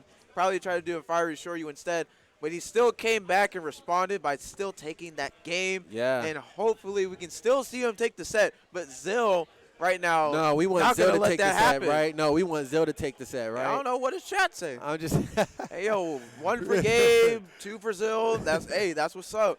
Via the shield. Uh-oh. That's the Yeah. one thing that I've seen Epic Gabe use most of all. Probably all the Shotos do it anyway. Oh. With utilizing focus for their armor. Yeah. And I'm not seeing Zill, like, capitalize on it with his command And grab. not able to land, but able to find a hit with that neutral air. Giving him the bows and also the toes off stage. Bows and toes. Yes, sir. Okay. Just straight toes for the menu on that one. What you going to be served this one? Oh, Bows. Oh, he said elbows. Yo, elbows, shoulders, and knees, toes. and toes, boy. He got the full combo. Oh, yeah, this is not really looking good in Zill's favor, especially on Smashville. Uh-oh, extra credit. Where's it at? 50%. I want a little bit more. Ooh, not could've getting got that fire punish. restore you at ledge, and Zill responded with the forward. Nice. Able to and the focus. Just kidding. Oh, my combo. That was all a combo, bro. It was all fluke. That was all It was all a fluke, combo. chat. Bro, you know that pause thing I was talking about? Yeah, that was it right there. And looking like my night and goodness. day. Huh? Okay, Oh, you can parry this, but can you parry that? Heel to the face, trying to find your way in. What you fishing He's for? still Nothing going. in the air. He's still going. Oh, back up. Oh, you ready to strike it? Ready to The 3-stock. That was nasty. Looking like day and night with that game 2 from Epic Gabriel. Throwing bows and toes, bro. Bows and toes. Yo, that was nasty, bro. You love to see it, especially in a scrap situation. Again, that pressure. You love to see, elbow. What are you going to do? Step back, air dodge. I dare you. I'm in your face. I dare you to air dodge or get closer to the blast zone because I got something waiting for you. Heels, toes, uppercut if you're lacking. Oh, my goodness. And a little spicy of that fire, and Bowser kind of just got he felt the heat on that one, man. Yo, we didn't even see any heat from him at all that game. That is true. He has not thrown out a single flame breath. It's something that I'm not sure if that's Zill's play style, but I really hope to see more of that from Zill. Ken but took the fire out of Bowser said, and "Hey, put it yo." all on his fist. Yo, that fire. And literally shoved it in his mouth. Yo, your meme, it's mine now. But it's just fire Ken instead. served Bowser. Now he can use neutral B. Ken has served him enough fire for him to have it in his next games. But Fire Flame Productions, and right now we're gonna move on this bracket. Yes, we sir. got is that barge you cooking up or what? You got the hands moving. It looks like you a part Hey, of man, you know what I'm saying? shoot, Look like you trying to convince me to go somewhere. I talk with with you or my hands a something. lot, man. But that's just how I am. But sometimes I can just do like this, sit on my hands, be like, "Hey, yo, guys, welcome to stream," and I can be like, "Hey, yo, guys, what's up?" Yo, we have King. I mean, we had King Will earlier on the hero, but now we have Beast Mode Paul and Cheyenne. Oh yeah, we got Cheyenne AKA too. my dad. Yes, sir. My dad is pulling up again 2 weeks in a row. My dad is pulling up 2 weeks in a row. I never thought that I would ever, but twice in a row. Wow, who would have ever thought? It is today. Today is the day. My dad, Beast Mode Paul. Let's see if Beast Mode is going to turn up on my dad or if my dad is going to hold it down. Oh, just kidding. JMJ. Like we already seen before, smooth people don't go by their tags. Hold on, let's just see how the JMJ. Yeah, my dad, yes sir. I told you, man, that's what happened. Just like my dad, changed the name to Go Ghost. Anyways, game number one. Game number one. We are in it, and my dad trying to find his way center stage, but backing off. Don't want to add on to the pressure because the speed is out for Beast Mode. Trying to get in. Oh, wow. Utilizing Accelerate to his fullest potential and all that just to get 85%. But he still has Psych Up Online. Knowing how strong that is, he can easily erase my dad's stock right now. Yeah, and Guardian coming out, trying to find a way in and set up shop, kind of trying to pull it up. Tech roll. Show it off a little bit. I think that was a crit, but it hit shield and the knight. So, Kaboom not covering that much of an area for Zelda to get hit. Yeah, really good. Now my dad finding a way to space out, finding a way to approach right there. Up B, eat that. Oh, Beast back Mode air. has a response for it. Oh, trading And blast. the bang is faster than the side B. Yep. Oh, the night bounces, but also he's going to send out a Kazap also. Oh, it looked like he was going down for that footstool because he didn't throw out a hitbox, but he probably could have with that down air. Was really, really close right there. Beast Mode Paul now getting a little bit of extra credit right here. Uh-oh, that's a parry on up B, and the option is to grab. Oh, try to use a fully charged or neutral B to get that percent, or at least take the stock. But now my dad being jab. quick to respond, a zoom. Zoom. Oh, yes, sir. Yes, sir. That's what we like to see. No, the tip of that sword is sharp, my man. Oh, wait, we got to end it. It's crits. That crit Spider Puss was watching. But, hey, yo, good crit coming from Beast Mode Paul, but my dad kind of got a hill to climb with that 29%, only dealing. Oh, never mind. We got 2 stocks now, slowly but surely, kind of getting up there a bit. Yeah, going to have to turn this around and set up shop again.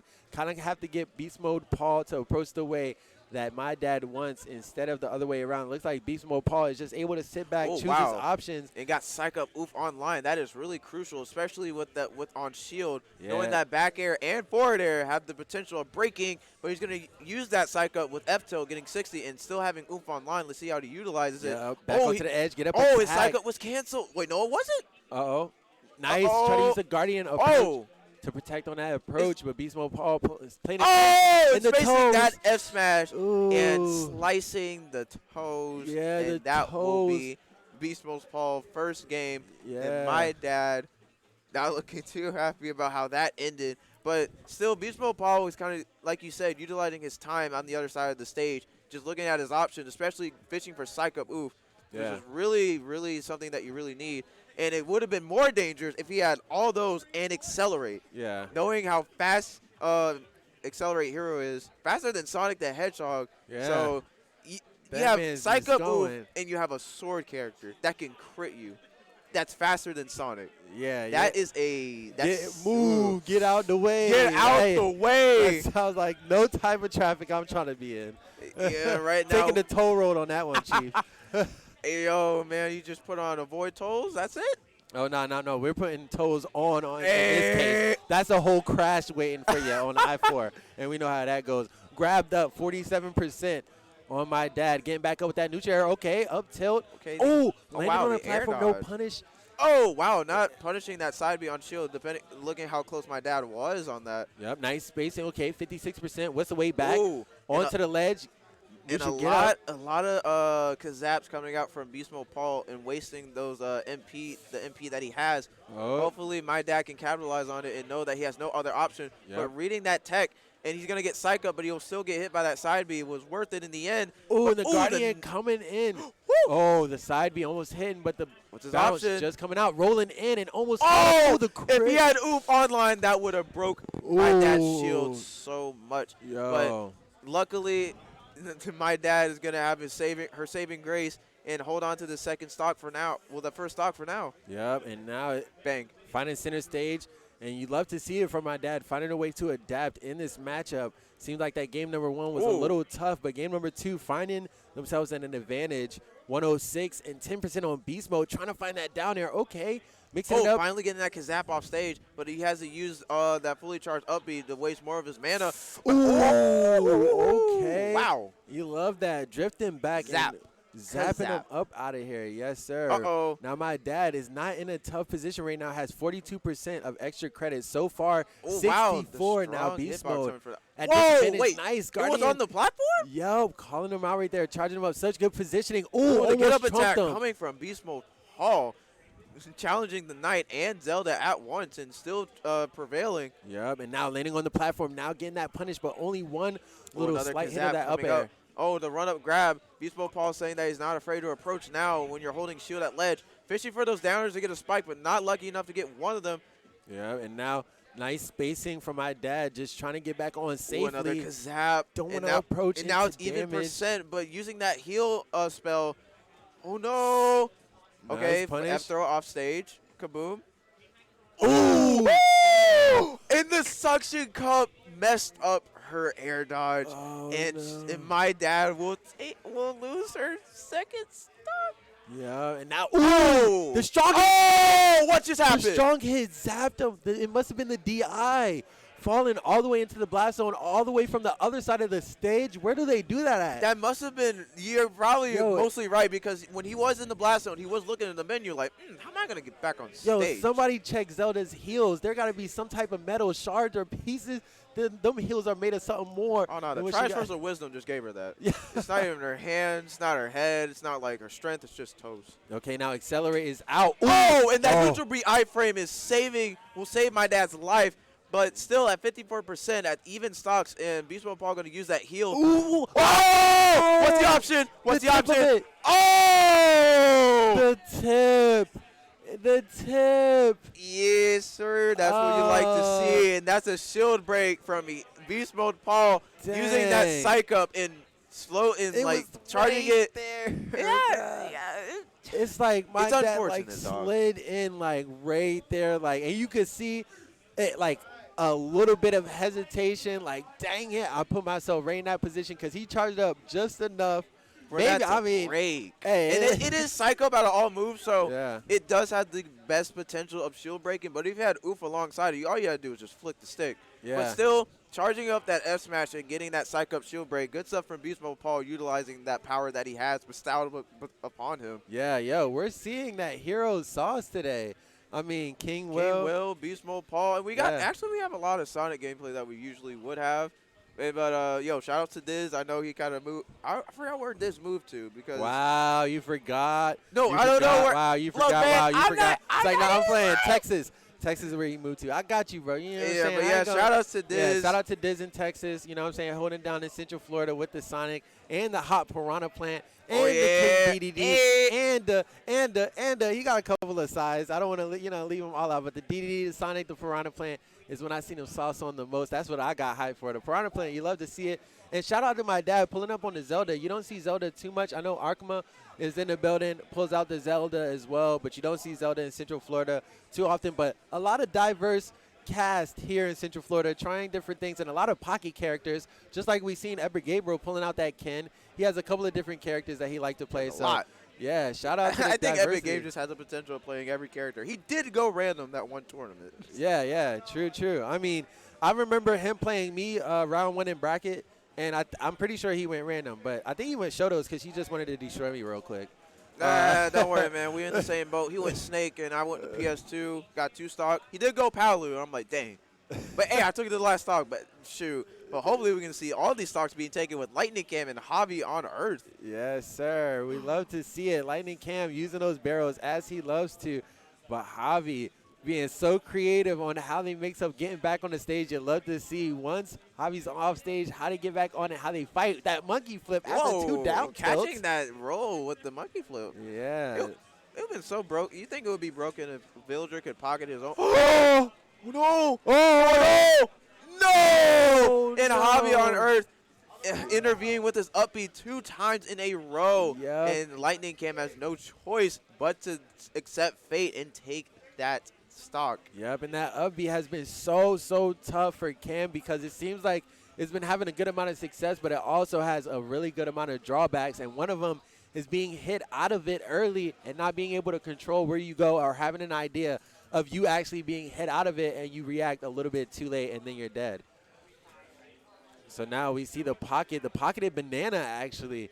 Javi's going to want to hold on to that. 123% can just play back, play patient because Diddy Kong without the banana is going to have a hard time. Woo! Without the banana, and now he has taken back what he has owned, and he will have oh no, and the up B would collide with that Lloyd, sending him at 55%. Get some drink. And now trying to fight for that center of the stage, but the bowling ball was waiting from the other side. Yep, 75% on Cam so far, trying to fight for his way back. But it looks like Javi doesn't really have to approach. My man boxing with him at 88%, responding with the slingshot too. They want to get a piece of that. But the trees kind of interfering, getting in the way of Lightning Cam's approach.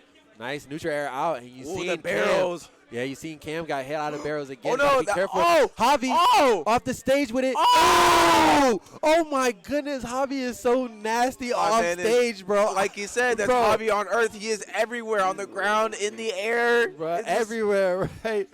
It's a bird. It's a plane. Now it's Javi just trying to get back on the stage. Oh, getting And that. now- They're getting those 3 turnips on that upper. The RNG is kind of working in his favor a bit. And Yeah. Lightning Cam trying to get that down tilt into side B, not going to work out. And another up B has been used, and those barrels will still not get anything off of it as well. Yep, stuffing him out every time he's trying to get anything with the barrels. And you got to think, how is Cam going to switch up how he approach our space out when those barrels keep jump. getting hit? Oh! Talking about those barrels getting hit. The pressure from Javi is too much to pull out those barrels randomly. You have to pick and choose when you want to pull those barrels out, because it seems like Lightning Cam is using them as a reflex. Like, I'm at disadvantage. I need to get safety. I'm going to go ahead and up B on the other side of the stage. Or Javi having so much pressure off stage, Cam is like, bro, I got to get out of this. Up B, please, get me out. And Javi is just throwing out those hitboxes, waiting for him to do something. And up B is a bad, bad move when you have Javi throwing out hitboxes towards you. So Javi just constantly throwing out that pressure, make sure Lightning can't use those barrels for free. And whenever he does, he's obviously paying the price. Yeah, man, and something like you said, you can't just spam up B, especially with Diddy Kong, sending you in the most longest of free falls, not having enough time to use another barrel to get back on the stage, nor on ledge. But hopefully Lightning Cam has learned, and he's going to adapt with this game too, especially on FD. Yeah. Not having any platforms to work with to extend these combos, but hey, we've seen him in the past Yeah. not needing those in order to do what he has to do. And this is a very interesting counter pick, because by Lightning Cam not having the platforms, you have to think, wouldn't he be using barrels a little bit more? Because since his reflex to like getting himself safe is barrels, if he doesn't have a platform to safely land on, then he's probably going to be throwing out that up B a little bit more, which Javi is probably going to be taking a step back or putting the pressure out until he throws it out and then being able to punish it and make him SD, because he has so much pressure on him from these projectiles. Yeah, but like you said, hopefully we can see Lightning Cam with the stage pick. Ooh. To stop to like. Oh, and turns around with that forward smash. This guy is nuts. And I ain't talking about that gun he has in his hand. Goes But in. the tree is in play. Let's see how the the stare down. Yep, Oh. just playing it safe right now. Lloyd joins the action. He's gone. He up B onto the tree. Oh, almost hacks him, but he didn't get the chance. And one thing Oh. is, Cam is not worried about the banana Uh-oh, at uh-oh. all. Oh, the slick Javi shot! is so nasty off the stage, bro. Again, do not get caught off stage, bro. If you see Javi off the stage, get away, run away, get back on stage, find that center stage, punish him getting back on the stage, or an option, jump, roll, get up attack. But him off the stage is too dangerous. If you go down low, you're going to pay the price. But oh my gosh, bouncing him off He the dunked on him. backboard. Sheesh, off the backboard with it, no tech. I don't even know if he could tech that. But the Oh neutral air. my! He went down with the neutral air and he couldn't up He B. went deep for that one. Oh no, and Cam is paying the price again for that up B. Cannot find the spacing, but Javi is continuously finding a way to punish him every time he's trying to use it. And now the side B coming out, keeping up that pressure again, daring him to use it. He uses it, but still is getting hit out of it early in the air. Not able to find his way to the stage. Whoa! I think we look. I think I know we all know where this is going. But it was a chance that Lightning Cam extended his hurt box with that forward air. Therefore, it collided with the bowling ball behind him. But So you telling me that his toes was reaching out in front of the villager, and the villager said, "How about you hold?" And you know that apes can grab with their feet. he tried to get in the 3 holes and he missed. Did he try to grab? My man did he- dropped it on his toes and said, "Oh, dang." Javi said, "You reach, I teach." Bowling ball waiting for him and pinch them toes, pinch them toes on the way in. That hitbox, like you said, forward air must have been extended mid body, and that bowling ball was waiting for him. But man, that up B continually getting pressured, and Javi consistently throwing out those hitboxes, making sure that up B could not get him to safety. But now we have Beast Mode Paul pulling up against Aaron. We had Diddy Kong playing in one style. Let's see the difference in how Aaron brings the sauce in the Diddy matchup against Hero in Beast Mode Paul. And now 51% on Aaron already, trying to find his way to the banana. But Beast Mode Paul getting slipped up. Tech's onto the stage. Ooh, okay, forward air. Watch the tech. Ooh, got the dash attack. Ooh, got that sour fair to catch that double jump. What's the punish? Oh. Whoa.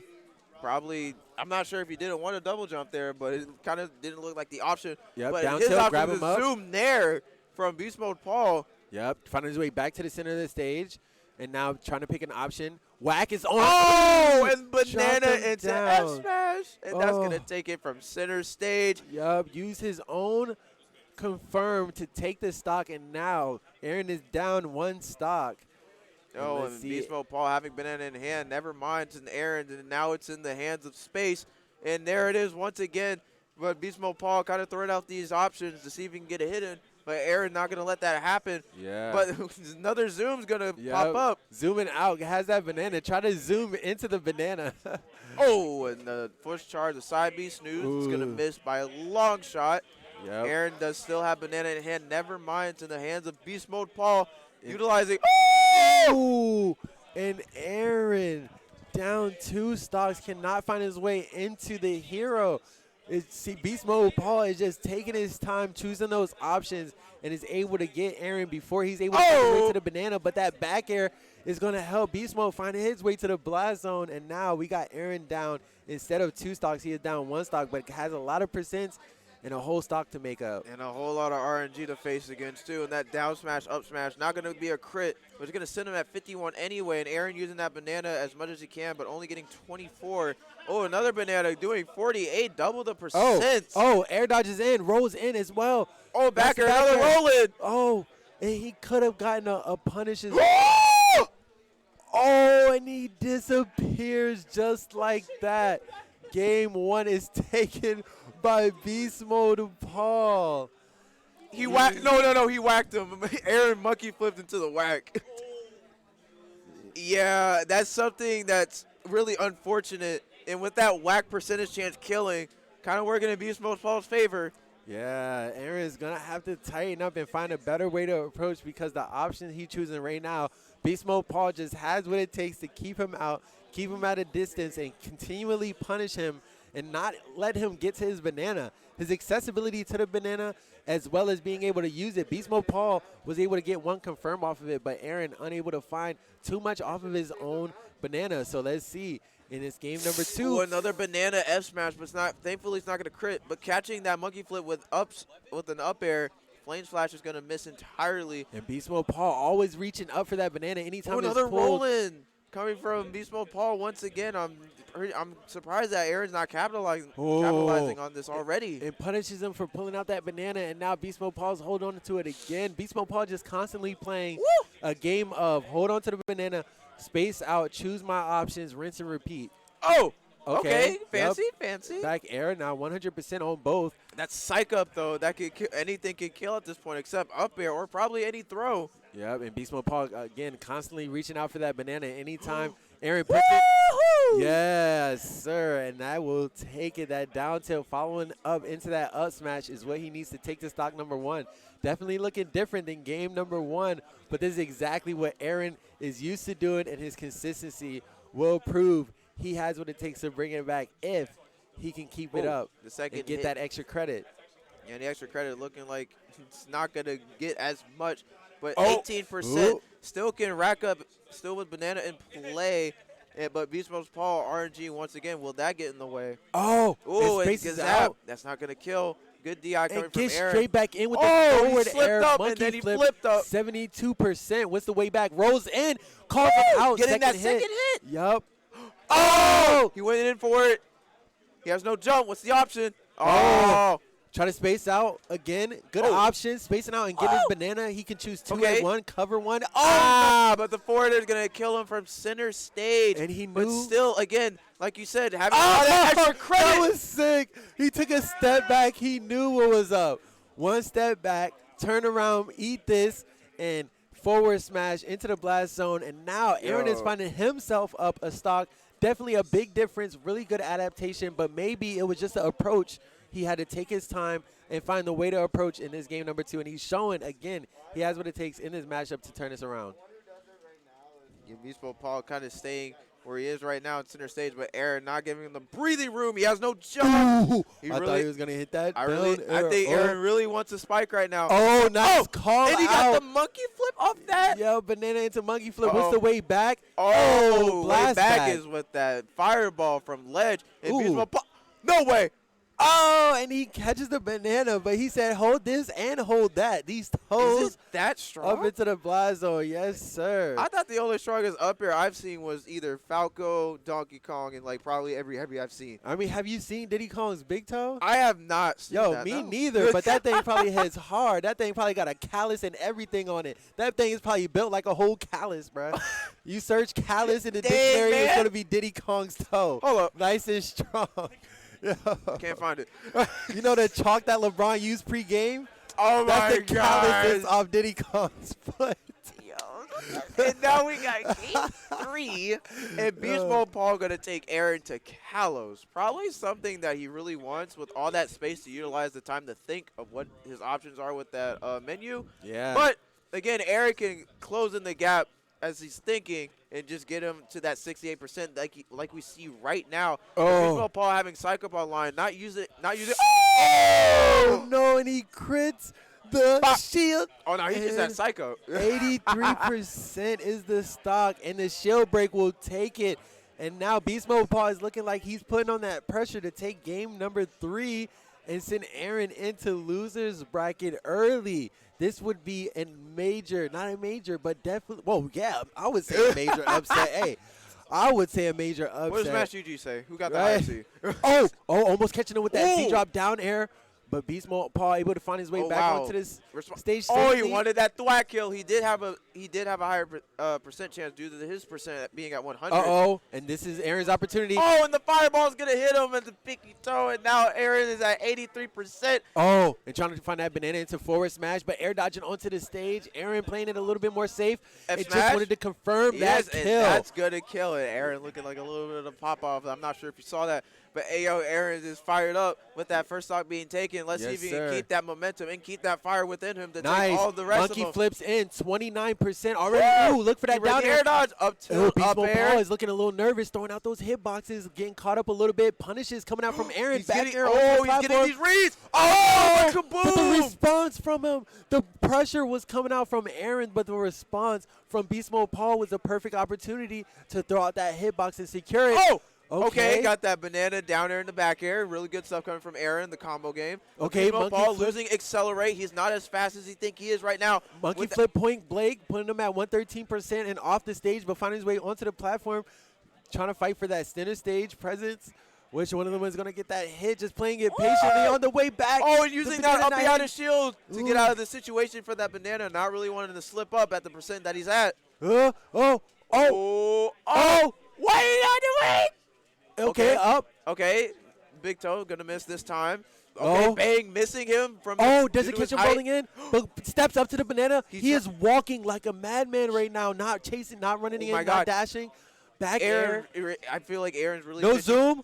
Looking for it. Punish. He was right in front of him. Yeah, Aaron looked like he's fishing for that banana into F smash. Really trying to secure the stock as of right now. Nice. At 169, Aaron can just use any. Nice. Okay. And like that. He held on to that whole sequence with 8%.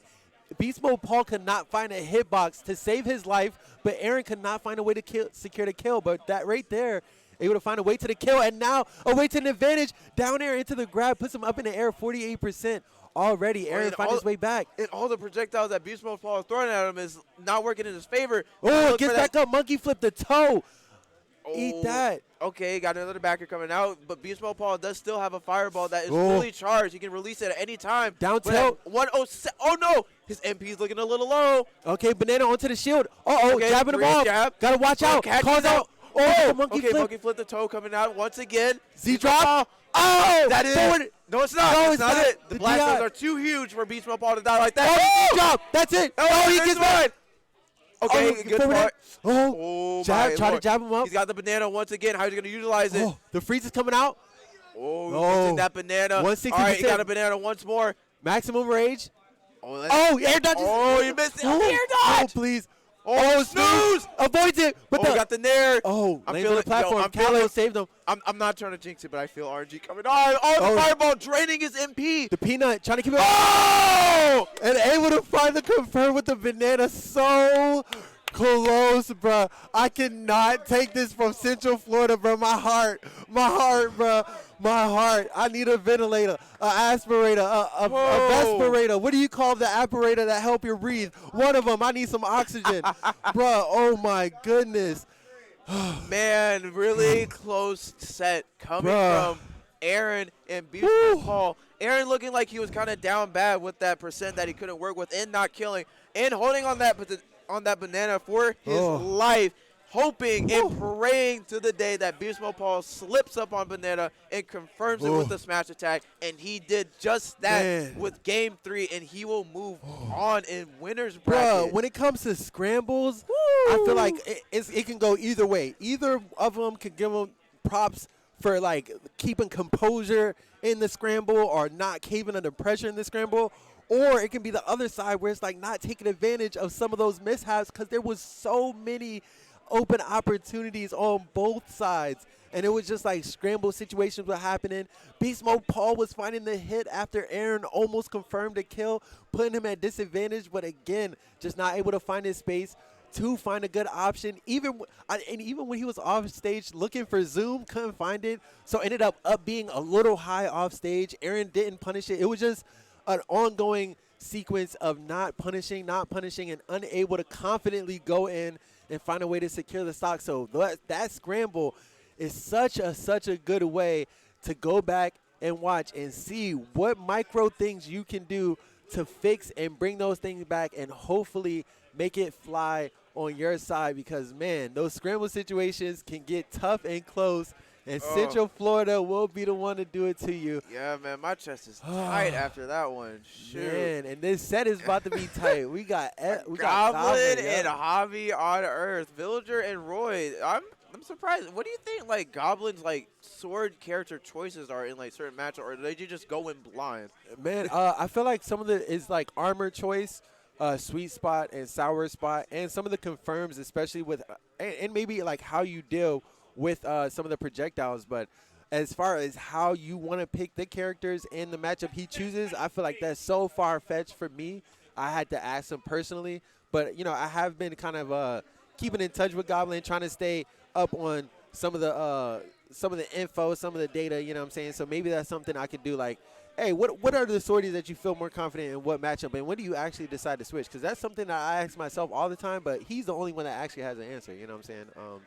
But right now, it looks like he has the answer to Javi and the Villager being up one stock, 47% on him only to start off the game. 2 minutes has passed, and Javi hasn't found a way to get even 50% yet. And Goblin trying to get a little bit nasty with that down air, trying to end that stock really early. Yeah, but that side B coming out of Javi was able to save his life, able to stall out a little bit before that down B hit. Oh, my goodness. That Pokemon. Yeah. God dang it, smooth. Yeah, I just opened the app, bro. I didn't even click the Pokestop, I swear. Hey, nah, bro. I respect the grind. Hey, yo, shout out to Pokemon Unite, though. Yeah. Anybody trying to play? Yo, true. I'm about to drop my ID. All right, down one stock. Let's see if Goblin does so well when he has a lead, but he does so good when he's down behind as well. Especially hitting those parries so consistently, and consistently landing those sweet spots like we see right there. Nothing but sweetness. It's the JR, baby. It's the JR. The emote is there, and he has it for a reason, because that thing works. Ooh, spot dodge. That was actually a good read coming from Javi on Earth with that plat roll, but only getting one jab and not utilizing as much as he could. Ooh. And that pot into slingshot will secure it. My man sent him to the zone. Yup. The slingshot secured the stock, and now Javi found his way back onto the ledge. Oh, encountering the tree and using that tree to extend his hitbox, but not lucky enough for Javi to run into it. Yep, and the jab back air will put him off stage, 79%, not the stock, but it could be if he approaches the wrong way, but find his way back to the center of the stage. Up air coming out, catching Goblin, trying to fall back onto the stage. What's the option now? Jumps up and away, back onto the platform. Goblin staying safe, center stage. Oh, double edge is not going to kill just yet. Not yet. out into the stage yet. Not into the blast zone. Uh-oh. Goblin looking really patient and waiting for Javi to do his option, knowing Villager still looks like a character that is unpunishable when it comes to like the slingshots and the nairs. But Goblin is just holding his own ground and waiting for him to approach and capitalizing on everything that he Trying does. to call out an approach right there with that grab, but Goblin playing just a step back Oh, the and down a tilt step F smash ahead. It missing seems both. like air dodging away to safety. Oh, and the up B is going to be punished by a 2 turn-up up air. Oh, a bowling ball. Center stage going to disappear in a blink of an eye. Yep. Hopefully, Goblin can do the same with his last stock as of right now. Trying to approach with that side B to give him some help. Umbrella coming out, putting Goblin at a Oh, disadvantage. trying to read the roll. But able to get back Ooh. on. 129 is such a high percentage for Villager to be Oh, living what? against a That up Roy. air caught him from beneath him. Oh, another umbrella coming out. Yep, He catching got out the Lloyd. approach. Oh, the fireworks. And Oh, falling wow. Falling up air, back air. Where do they do that at? Florida? Central? Florida? It's Florida? Florida. Central. When's the Florida remix coming out? I know they got Georgia, but if Florida went to Georgia and did what they did, we gotta have, you know what I'm saying? You know what I'm saying? We gotta have our own thought after it was sent to Florida did, right? So, you know. Hey, yo, so- we'll come up with one, bro. We'll come I ain't up trying to with start no beef, yo. Shout out to Georgia. We still, you know what I'm saying? We out here. We're basically brothers, but you know what I'm saying? We're kind of like step brothers. We're like, you know what I'm saying? Y'all cool or whatever, but States sometimes apart. it's either yours or mine. You know what I'm saying?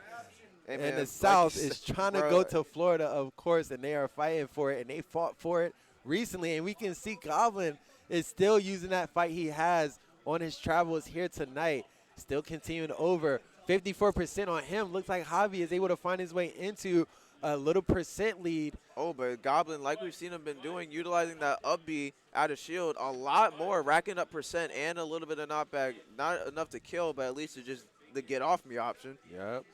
And now finding his way back on using that Oh, neutral air. Ooh, Try to hack him, again. That's a headshot. And slingshot will do the job off stage. Yes, and Javi sir. now looking like not a complete day and night, but giving Javi a little bit of a good lead. But Goblin may respond with all those consistent sweet spots he lands. Yep, and now getting that grab on the approach. Javi could have took 2 steps back, but decided to approach and ended up taking some percents for that and gets the parry, but not able to find anything fast enough out of shield to punish except for that Oh, neutral air. wow. Punishing that tech with a 3 turn up down there. Really lucky coming from Javi on Earth.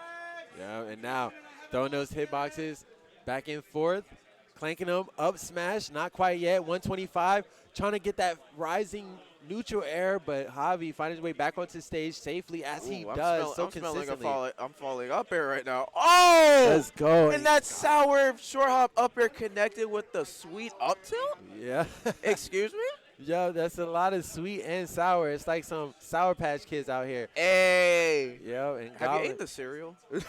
What? They had a cereal. Ew, Yeah. bro. What are you talking I about? never had it. I'm not gonna lie to you. I Oh, never had okay. it. But yo, my Okay. friends were like hyping it up. They're like, "Yo, it's sour milk." I'm like, "What?" Bro, what kind of friends do you I have, don't know. bro? They Oh like Sour my- Patch Kids, and they were hyped for cereal. I'm Oh like, "No, my live your life. Get away from goodness, me." bro. That is, bro. My Bro. mind is contaminated You- now just thinking Dang, about sour. you never heard of that? Sour milk, bro. Do you know what that? I is? know. Well, I know we know, but sour milk. Look, dog. I don't know. They went with the idea. They approved it. But hey, fun fact, it's off the shelves now. So we all right. Yeah, I know why. Cause what you gonna tell your friends? Yo, I can tell them that yo, Hollywood in the this sour milk was fire. They're like, "Yo, this sour milk be Yo, busting." this I'm like, sour milk were. I'm like, "Sir, have you heard of water? Bruh. Like milk? Like Yeah. what?"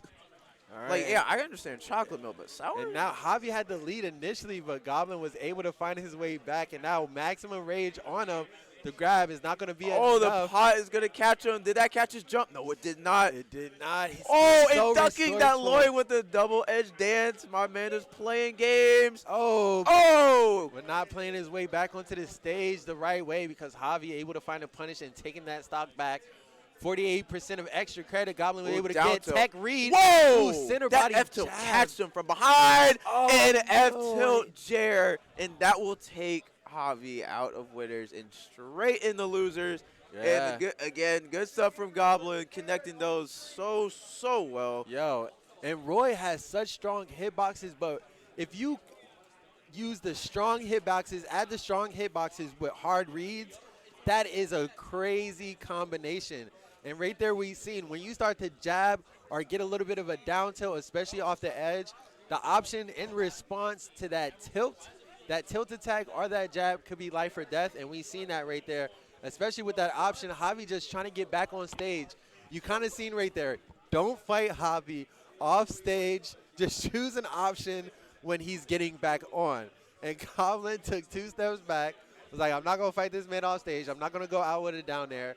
I'm going to just wait for a second, use that down tilt, approach, jab. When you're off the edge of the stage and Roy is jabbing, you already know that jab. Be securing things, and it secured that set right there. And he is moving on to what? Is that winners finals? I believe it's winners finals because right now we have the run back with Epic Gabriel and Aaron. This is something that has been going on ever since Aaron has come to the local scene. And these two have been fighting on the regular for winners finals position.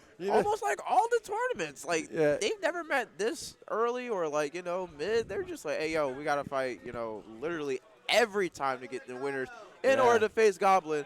But let's just see how it goes. And pre-quarantine, this is something we've seen pretty often at a weekly here in Central Florida. So, loser. And now, let's see, we have Epic Gabriel going onto the Rob. And last time we seen them go against each other, or last time I seen the Rob Ditto, and Aaron actually won. Oh, yeah, I saw that too. So, hopefully, Aaron trying to just send them a message saying, I can win with Rob and Diddy Kong. Yeah, but also, Epic Gabriel sent Aaron into losers on Tuesday. So, they've been going back and forth. Yeah, so this. Oh. And responding with those combos. And, the Nair and the laser. Gabe still holding on to Banana. Now it's disappeared, gone from his sights. Yep. F throw. Gyro is still active. And now we're seeing a little bit and Aaron just snagging all of the projectiles, keeping it for himself. Yep. And getting grabbed up right there, down throw, but the up mash. He's gonna miss. Yep, Banana coming out. Epic Gabriel going up and grabbing it. Ooh, the patience. After hitting that Banana, just Banana slip after taking the laser to the face. And the second hit of the gyro. Wow. Yo, that was good stuff, using that Banana to push away the gyro so he wouldn't feel so conditioned at ledge. Yep, and flip behind him again. Rob is so susceptible and Banana and Gyro looking like a Beyblade battle. Yep. All right, off the shield. Ooh, nice monkey flip onto the shield. 102 on Epic Gabriel, but him having a bigger body than Diddy Kong. But Diddy Kong with that max rage and up tilt, looking like Donkey Kong's strength and willpower within this tiny guy. Hopefully he can secure it. That's it.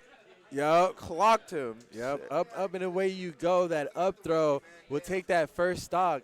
And now let's see, 122, 121, or 132% on Epic Gabriel. That's a big robot. Going to be holding on to that stock for just a little bit longer unless Aaron can find something with the Banana or catch him with a hard read, getting back onto the stage right here, but gets back on with the roll, bounces into the gyro. Oh, no, the gyro. Epic Gabriel can start a sequence, but only able to get 28% turnaround gyro, 38, adding on to the percents, one hit at a time. And Aaron looking like he's struggling so hard to take this stock. That up air is going to give him a lot of percent and knockback, but not enough to kill. And Aaron with Banana in the hand, throwing it away.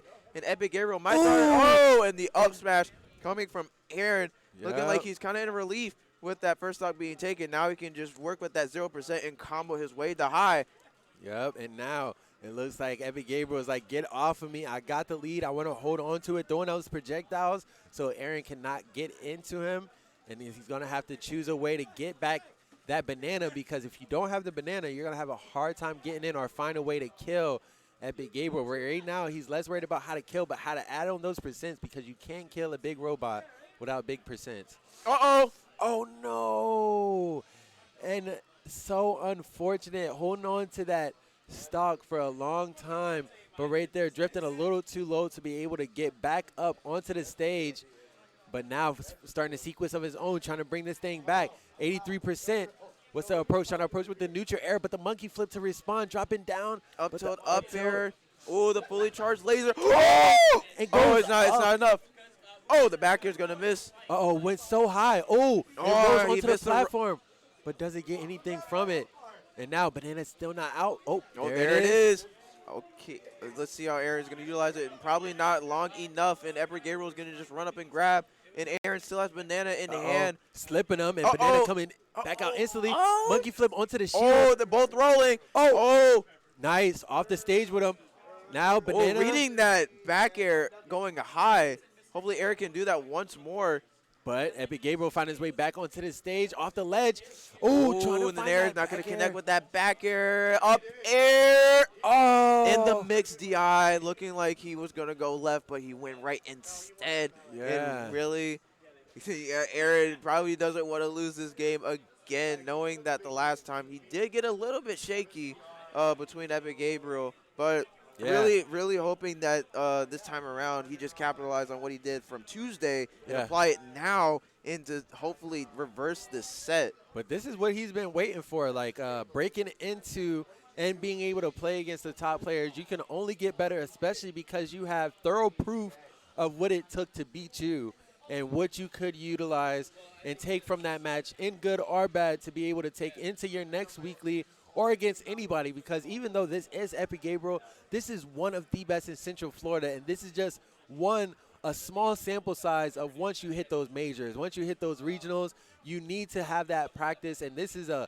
good time for you to be under pressure, not under friendlies, you know what I'm saying? You're not in the, yo, can I come over? Yo, this is the link, you know what I'm saying? But this is for the money. This is for the credibility. This is for first place. So this can kind of get them adjusted to that high-level gameplay, so then when they hit that higher level in regionals or majors, they can be ready to scrap with some of the best. Yeah, like we see here, Aaron not slacking off one bit, racking up that percent from that deficit he was at, now making it even. Oh, no, but no punish.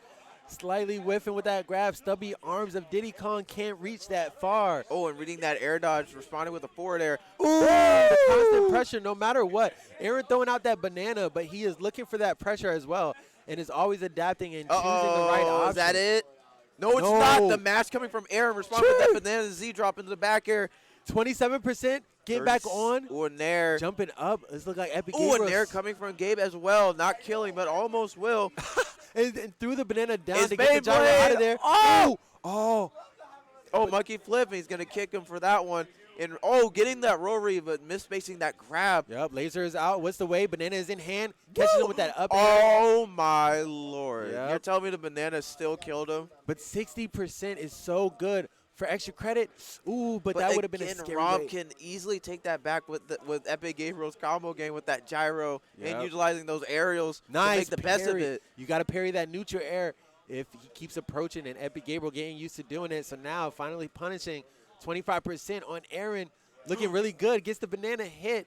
Adding on the percents. He can use as much as he can get. Smash. Oh, and he gets the forward smash, and now he is up a stock and with only 25%. And Epic Gabriel looking like day and night of how he's going to approach Aaron this time around. He's off stage. All right, cool. He's fine. They got a Nair coming from Epic Gabriel, trying to read that monkey flip with up air. Is going to miss entirely. Yep, banana's coming out, stuffing down out that approach. Fair. Ooh. Read the roll. Throws him back. All right, no downer, Spike.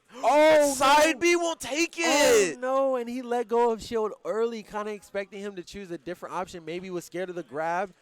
Or probably thought he was going to hold it on for that long. Yeah.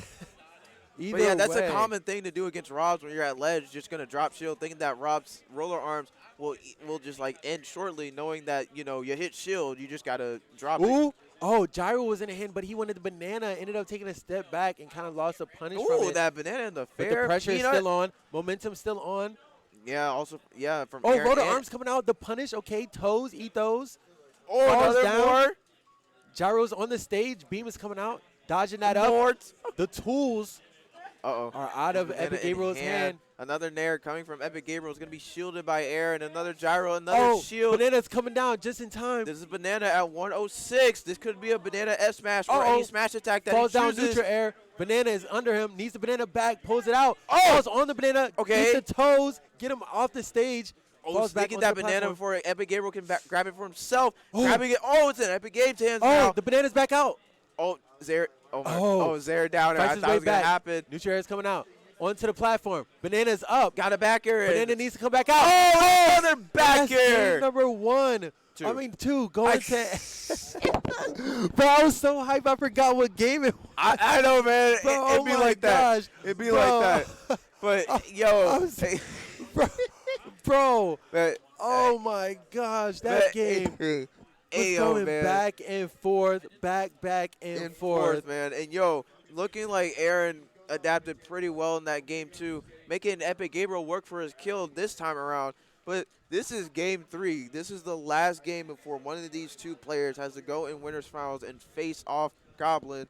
Probably might be another run back or the casual winners finals with Epic Gabriel, or we'll see a turnaround Shout with out Aaron. to Aaron, though. You have to give the boy credit because right after losing, he wanted to play against Epic Gabriel. He reviewed his VOD immediately after, applied that, and now taking game number 1, what he was looking forward to on Tuesday was playing Epic Gabriel and Goblin and showing that he can and has what it takes to take games off him. Let's see if he can take game number 3 in the set off of Epic Gabriel in this one. Ooh. Okay, no side B coming out, but the Banana Nair is going to utilize it and charging that F smash. Well, the up smash. Oh, up air. Ooh. Oh. And he probably had a really small chance of living that, but D.I. had to be immaculate, and it looked like he couldn't find his way to survivability right there. Now, stock number 1 is down for Aaron, but find his way to some quick percents to bring this thing back. 84. Ooh, slips on the banana. But I probably think he didn't expect that to happen, so he just ran away, resetting neutral. But he has gyro hand and Epic Gabriel reading a roll. Oh, no. Oh, and pushing that gyro away with his own laser. Banana coming out, and gyro disappears. But now the Banana's engaged hands with that drop, with the drop to Nair, sending Aaron at 69.9%. Yep, and now trying to find his way back on. Easily gets back on 119 on Epic Gabriel, though. Using that forward. Oh, false out. That DI. Ew. That's disgusting. Had to find his way out of there before that strong hit. Man said DI out. I didn't mean D out of my hit. Like, ghost. Like, he slid on a banana, but he's not going to capitalize on it. He's slapping away at his shield. Oh. And Aaron will down to away for on him as well. Oh, at the back air. Oh, no. Looking like the gyro pressured him too much. If you were trying to get up, that would hit. Rolling would hit, and jumping as well. All his options were covered. And Epic Gabe responded with that frame of Aaron getting up with that back air. Yeah. And Aaron looking like a whole hill to climb. Yeah, it has 157 only on the first stock of Epic Gabriel. That could be a way to an easy stock if he can find a banana or a forward smash or even a second hit of a smash attack could possibly take it, but it's going to be hard because he's been having a hard time finding his way in. Just like now, the banana monkey flip. Is that going to kill? No, this robot's too big for that. 185, and this man's still alive. Banana is going to hit him at ledge. Banana gyro clip. No, it will not.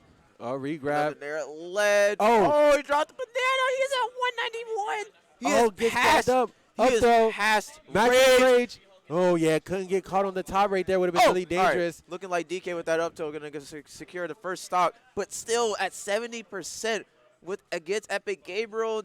Up, that's down throw, slipping on banana. No percent's going to be held out. Forward air, gyro at ledge, and banana Eats at the toes, hand. throws a banana away, down tilt, grab him up. Gyro is out, laser, trying to get back on. Gyro's waiting. All right. Okay. Good patience for that air dodge to come out, and that up smash will scoop him up. It lands on the outside of the Rob up smash, but being enough to scoop him up and blast him out into the blast zone. Man, Aaron game number 2 looked so good. It looked like he was finding his way in, finding his way to adapt.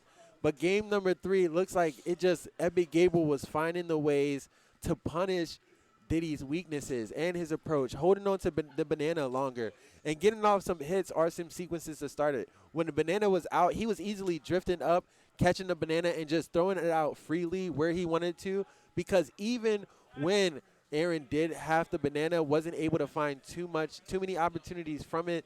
He wasn't able to get the Z drop down air off the edge of the stage. That would have been very, very vital in the set. But it seemed like Epic Gabriel, again, just staying so consistent in how he performs, how he executes, and what he does. in that matchup and is able to secure it as usual. But Aaron doing his thing and putting in that work, taking a game off of Epic Gabriel. Again, he has what it takes, and he shows he has what it takes to scrap it out with the Central Florida top dogs, and he's going to be right up there with them pretty soon, like he was just now. I mean, hey, he's right there, you know what I'm saying? So shout-outs to Aaron. And now we're going to be moving on to a Central Florida Classic. You might have seen them in Georgia recently showing up and showing out, Yeah, but now they're 4-4, here. man. And Epic Gabe taking 1st and 5th place, along with Goblin taking 3rd and 7th as well. Yep. But still, 2 phenomenal players coming back to Central Florida. Welcome home. Yeah, they went to like 5 tournaments. I think Epic Gabriel won one of them. I think it won like Gabriel, 2.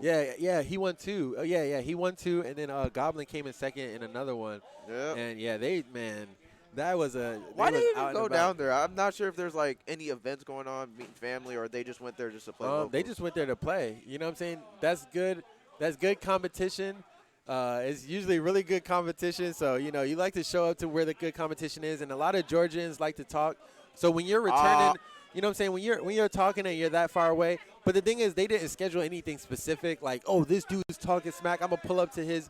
But, you know what I'm saying, Georgia is always like Georgia's better. Florida's better. So it's always nice to see the competition actually being mixed up and seeing, you know, what's up with the results. So I feel like it was a part just kind of reaching out into another offline environment and seeing where they fare. And sheesh. Especially traveling. So one thing that's kind of a gamer's dream. But, bruh, going on playing games, going we got to get back to the this world. winners finals because it looked like Epic Gabriel is starting to run away with this so far. He is up 2 stocks and only 150 maximum rage on the Rob.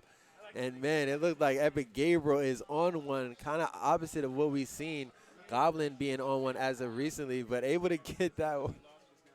Goblin able to get that stock. And, I mean, Goblin can bring this thing back because he is really, really good at bringing things back when he's at a deficit. And 1 stock down, got to find his way in. Oh, that down throw into the sour up air. Not going to be sweet this time, but a nair is going to be sweet for Epic Gabriel, sending him at 39.55 off stage. Oh, and that's how you do it. There she blows, and there she goes again. Gas power. What they said, the gas price is going up. Hey, he got fuel. You know that. He got like I said, fuel. you see those memes of people filling up their gas tank in Florida? That's Epic Gabriel at the gas station, making sure he got enough gas to get back on stage and blast you out of here if you get caught lacking at the edge of the stage. Oh my God, I can hear the video game. My third eye is opened up. My third eye is open. Dog, you don't understand. Sir. I've been waiting for this ever since the start. Why'd of you the say that? tournament. And you act like you ain't got vocal cords out here. Hey, I did for like. Nah, low-key, I couldn't hear it either, but I wasn't really paying attention. When you in the zone, you in the zone. But it looked like Epic Gabriel was in the zone in game number 1. Let's see if Goblin can kind of lock back in and bring this zone back for him, or else Epic Gabriel going to pull on that sauce, throw out those Rob combos, and be able to run away with this set. Yeah, and Goblin, like you said, performing all the time, like making his way back from the depths of hell with like those 0-2 games that he's had before, and reverse three consistently against Epic Gabriel. Yeah, but I feel like Epic Gabe's kind of in that mindset of like not gonna let that happen today after what happened. Yeah, definitely holding on to that lead, and let's see if he can hold on to it like he did in Gyro. game 1. Oh, and he lost his jump. He had no Dang. choice. He had no choice. And he had something to say to Goblin after that one. Gyro hitting him down low, taking that stock. But the back air, sour spot, not going to take the sour fair, not going to kill him just yet.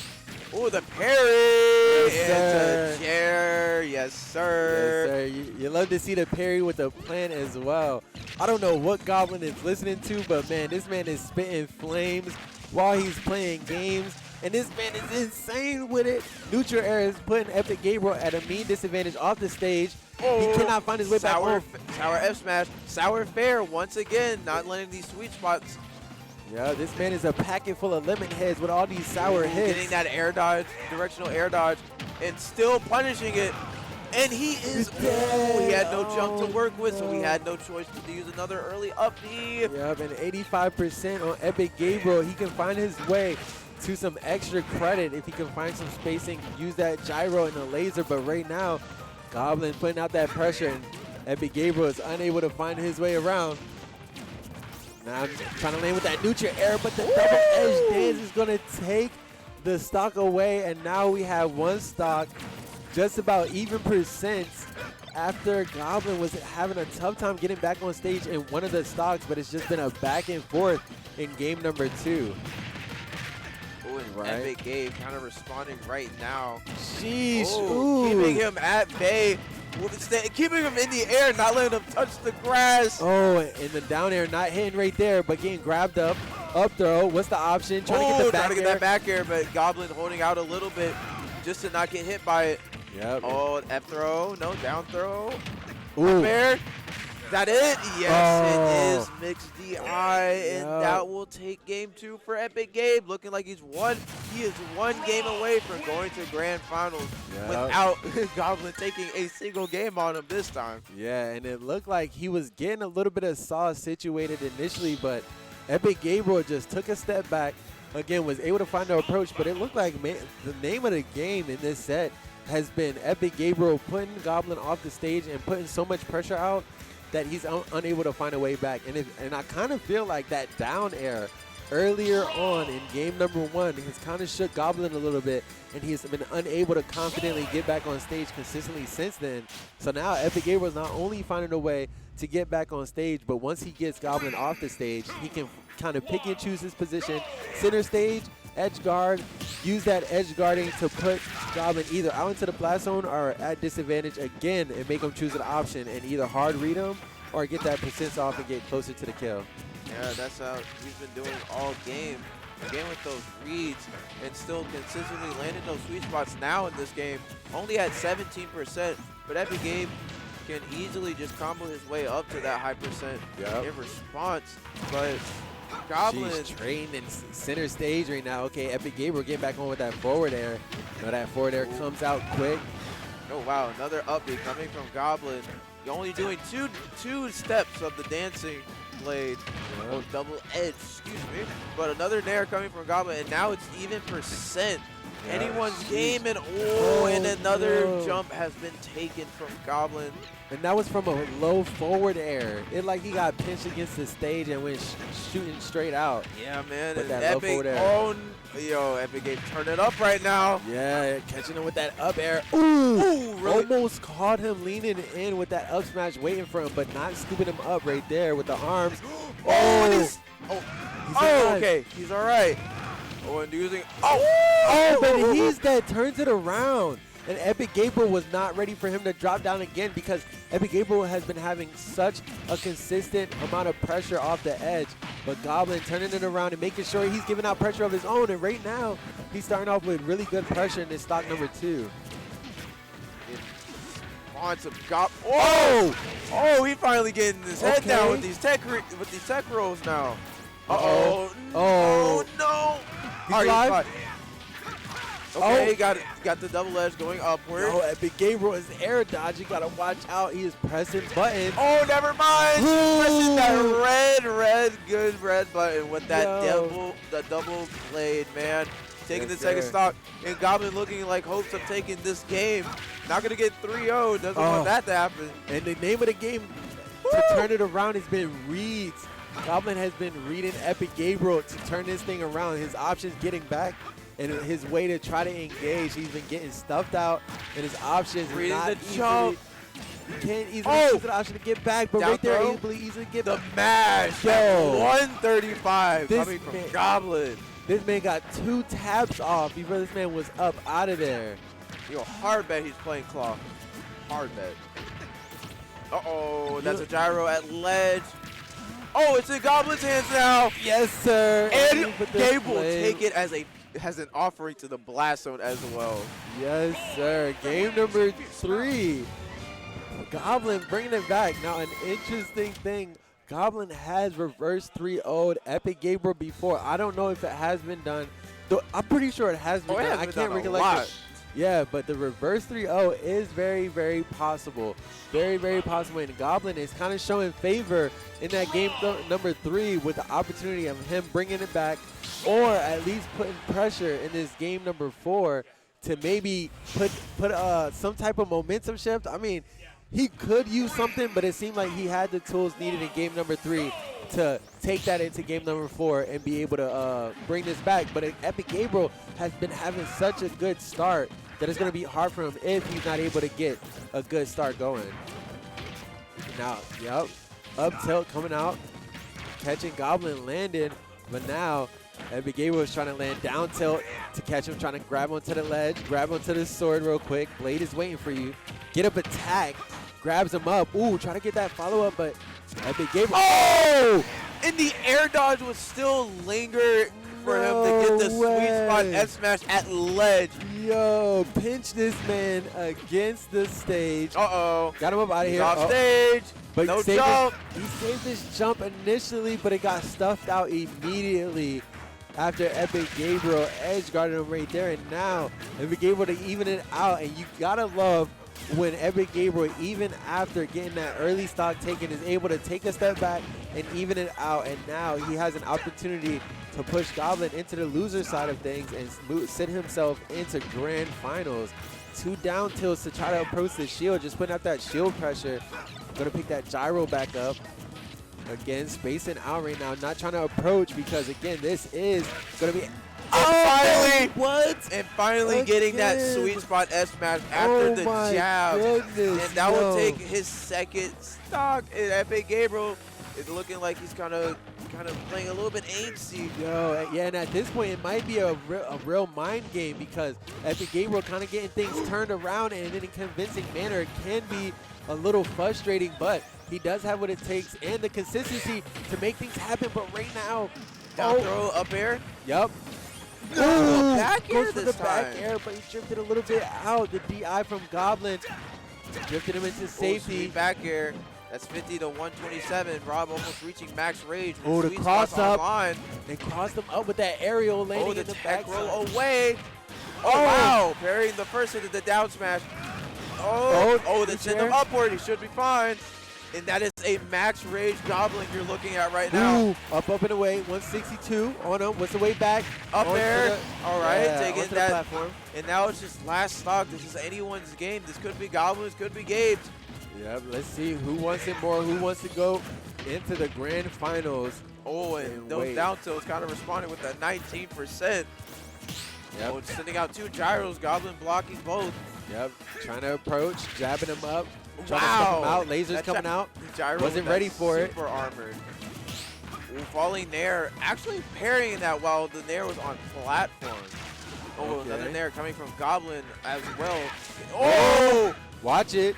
You gotta watch how you move. Watch how you move. Oh, that back air. Oh, another sweep forward air. Again. Epic Gabe, you gotta respond to this landing so safely. Oh, those landings. Oh, no.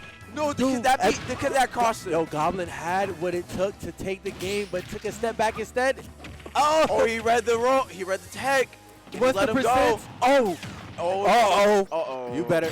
Oh!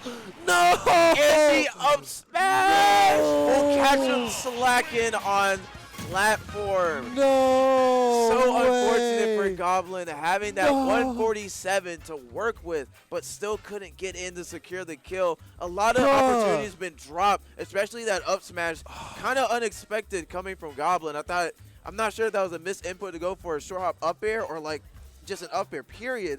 But that up smash really just kind of disrupted the momentum and the flow that he had to take that last stock. Goblin, and Epic Gabriel's going to take that and go to grand. It was like right there. It was like right there. But you have to give credit. You have to give credit to Epic Gabriel, able to close it out.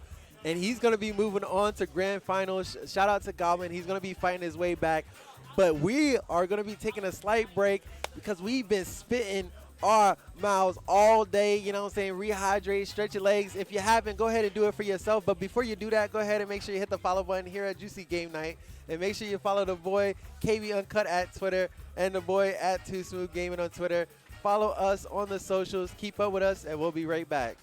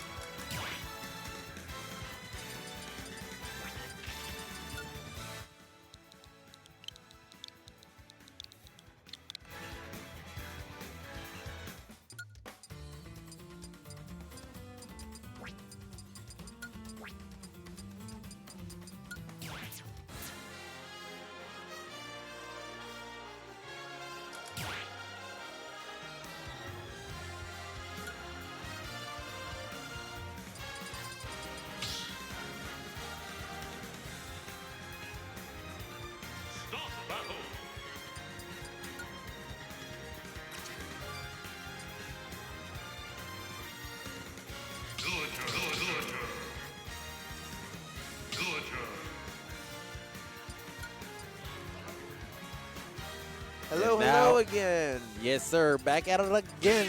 And we got the Villager against Aaron on the Diddy Kong. And Hobby on Earth. I believe, where are we at right now? We are at, what is this? Loser? Loser Semi? Or Loser semis. You are yes, correct. sir. Loser Semis. Yeah, loser semifinals. We got Hobby on Earth and Aaron awaiting to fight Goblin in losers finals to go fight off against Epic Gabriel for the grand prize. But as of right now, we gotta make what we got right in front of us with Yeah. some Diddy Kong and Villager action. Yeah, And but- Villager holding on to that banana, not letting it go for his life. Yeah. Therefore, Aaron cannot extend his banana combos like he wants to. Yeah, banana in hand already. You know, Villager is going to try to keep that in hand as long as possible. And now parry, dash attack, eat that. Back air to accommodate. And now trying to stay to center stage. Forward air going to stuff him out. Oh, wow. The wave dashing on that platform, but Aaron not going to capitalize on it. Yep. Jeez. No, and the kick flipping on the Lloyd, and that explosion will send him flying to the top blast zone. And oh, that's Yep. a tree. Lloyd That's is there. Oh, he's got him stuck. Oh my God. Being his face against the tree. Splinters all up in it. But the banana is still in the pocket. Oh, of and the second hit of F Smash with Diddy Kong. Yeah. Very good coming from Aaron. And sometimes the reflexes can get to you because you react to that first hit of the forward smash and you try to parry or do something and end up dropping that shield and eating the second hit. That's the jab setup to the real hit. Being the one taking the stock right there. And now And 40%. taking the banana as well, making Aaron play his game, saying, no, you want banana combos? You got to get through me, take the stock, or at least I just let it go. And Aaron looking like he really didn't even need it at all with that 43% combo he got going on here. Yeah, was able to get a little string. Ooh, Okay, down tilt. nice. Finding a way What's to the punish? approach. Knowing Hobby on Earth, he's everywhere. Yep, finds his way back on, gets safety onto that platform, approaching with that forward air. Bowling ball is coming out in neutral, trying to catch Aaron approaching because he can't approach effectively without that banana. And Javi is definitely going to keep holding on to it. Stay in center stage, back that thing up, off to the ledge, jumping up, but Javi staying safe center stage, not having to approach with this lead that he has so far. Only 20%. He monkey flipped in it again, and that will take his second stock for that. Yeah, monkey flipping into the Lloyd. Very disappointed in that one, but trying to get in now, but eating the back air. Aaron trying to respond with a little something. Javi still holding on to that banana. Aaron unable to find a way to get in confidently again. Just hopping up, trying to catch Javi. Oh my goodness. I got caught slipping for the one time. I'm going to just say Villager for the next time. Just say Hobby or just say on or Earth. Or Joe. Joe. Oh, hey. Okay, 5-head acronym over here. Okay. All right, and Joe getting that recovery. You know what? I'm just going to go Hobby. Hobby getting back on stage with those balloons. And Aaron just throwing out these smash attacks, trying to get this kill at 130. Nice. Warrior's not going to do it either. And now he's off the stage, got to find his way back. There's a way for Aaron to punish him, trying to find his way back on. And another back air coming from Aaron, not giving up on the shield. But Hobby on Earth, again, just kind of just sticking with the game plan. And how do you think, like, Aaron's going along with this non-banana, like play style. Gotta find his percents, gotta tack on a little sequence, a little string, and gotta get out when you're ahead. Not overcommitting is the name of the game, because having that banana, you could find your way into safety or get off me tool or a Z drop if you're getting too pressured in a certain situation, but not having that banana accessible. You gotta get in, get the percents where you can, and get out. Yeah, looking like Villager's trying to make him stay out with that tree and Lloyd protecting him. But again, Aaron does have banana in hand. If he throws it away, Javi can just keep it for the rest of the game, and now he has to just play the no banana neutral. But that's something that Aaron doesn't want to happen, but it looks like it's already into play with Villager having the banana in his pocket. Yep, forward air coming out, but Javi trying to fight his way back onto the stage. Lloyd is waiting for Aaron at the side of the stage, gets back on with a regular get up, cannot go back to re-grab. Lloyd is trying to help him get in. Slingshot's going to catch him from behind. He's going to hacks him. Yep, monkey flipping up. Lloyd is out, air dodging. Oh, yeah, no Lloyd. Oh, but up smash, not quite doing it. Back air, trying to fish him out. Falling, and you know, Javi. Ooh. Oh, really patient coming from Aaron, reading that air dodge through the fall from ledge. And that Lloyd will pressure him to stay in shield, and Javi will get that back throw at ledge, securing game 1. Yeah, the Lloyd, like you said, the Lloyd kept that shield up. The pressure was on, and Javi was ready for a choice, and the choice was net into blast zone. And now, I mean, again, Aaron was doing so well, approaching the matchup and having to fight without the banana basically the whole time, but still finding opportunities to get a combo off, maybe just holding on to the banana early and maybe finding something with it late, because he keeps getting the banana taken early in the stock, and Javi holds on to that stock so long that he's unable to find something for such a long sequence that it just ends up being Javi again, putting Aaron in a position where he's playing his game instead of Aaron able to get situated on his own. Yeah, but Aaron looking like he's starting off really strong with that 51, but those slingshots will say otherwise, almost bringing it to even percent. And the Lloyd will also interfere with that nair. And it looks like Aaron's kind of, I wouldn't say struggle, but those projectiles, especially Lloyd and Slingshot, kind of get in the way of his momentum and the way he wants to make the sequence go. So he probably just needs to execute it a little bit faster, or he just has to play Javi's game of just staying away and getting it when he can. Yep, and now center stage, Aaron trying to get in with that monkey flip, but stuffing him out with that forward air. Back air is coming out. Again, just trying to find that space, and got to watch out with that up B, because that forward air or the back air can hit him up out of it, and he can be spinning out of control, trying to catch him from the top rope with that pot. Oh, and he wanted that F smash, but Villager will respond with faster frames with that axe out. Whoa. Wow, catching him in the air with that grab. Yeah, that net, hey, that thing do be swinging in the air. It used to be used for butterflies, but now it's for monkeys. For everything. I'm actually surprised. I'm not sure if anyone knows any casual play, but you can catch, the net can catch anything. Any projectile you throw out, it's his now. Yeah. Even items. I'm like, dang. Really? Yeah, this man be out here catching. Hey, all that practicing ain't for nothing. He's really out here getting his net skills up. All right, and getting out of shield with that down tilt up smash, and Aaron looked like he's kind of relieved with that stock he's just taken, but still not happy about where he's at. Yeah, definitely could be in a better position, but having that banana in hand, all he has to do is hold on to it, not get it pocketed, and he could have an opportunity to sack on some percents and maybe find a confirm. Oh, I feel like there we go. Banana throw. 33%. Try to monkey flip past Lloyd. Nice. Oh, it didn't put him in a tech situation either. It just put him in the air, and he got a phantom footstool off of it for Javi. But again, Aaron, not getting the. Okay, not getting that Zaire down air, but Aaron is holding on to this stock with his dear life, and also with the banana in hand, disappearing in thin air. Oh, rolls in, but gets stuffed out with that back air. Oh, back to the stage. What's the way back? Lloyd is out. Trying to protect him. got a little banana action going on. Oh, there pocketed. goes the banana. Yeah, but 91%, that's a really good amount of percent he was able to get with the banana out. Good patience coming from Aaron, waiting him to respond on what he did after those down tilts. Yeah. Nice. Nice. Falling pair off platform. What's he going to do with his edge guard options or ledge? Ooh, forward air. nice. Up onto the platform, dropping down Well, forward air. hopefully those forward airs were not enough to stale it out. Oh, never mind. Yo, this man is doing so good, Lord. mixing up these options. Going up high, down Oh, low.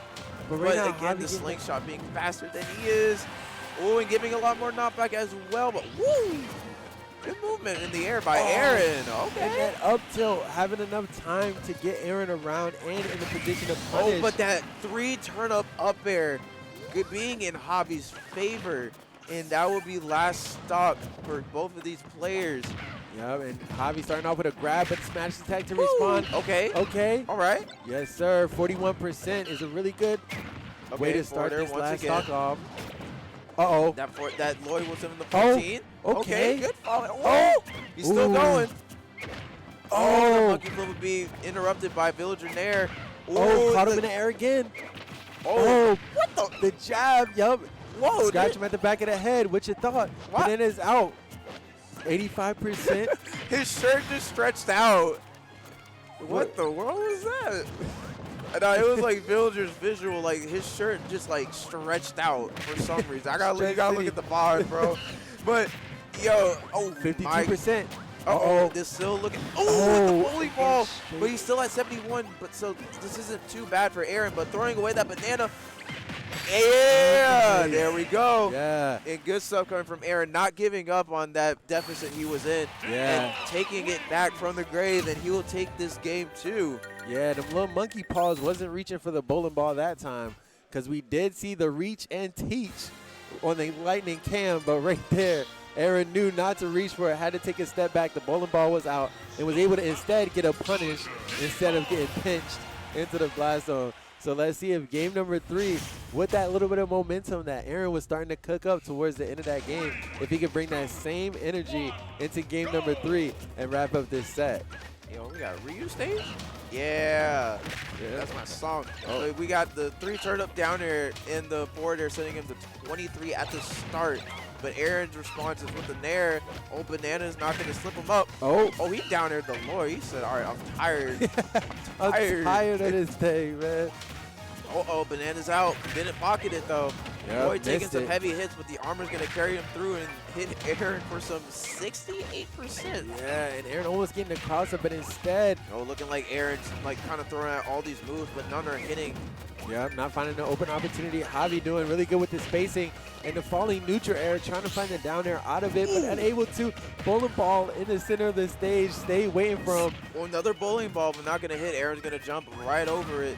Yep. Oh, Ooh, the back air coming from Javi on there, wanting Aaron to monkey. That's his jump.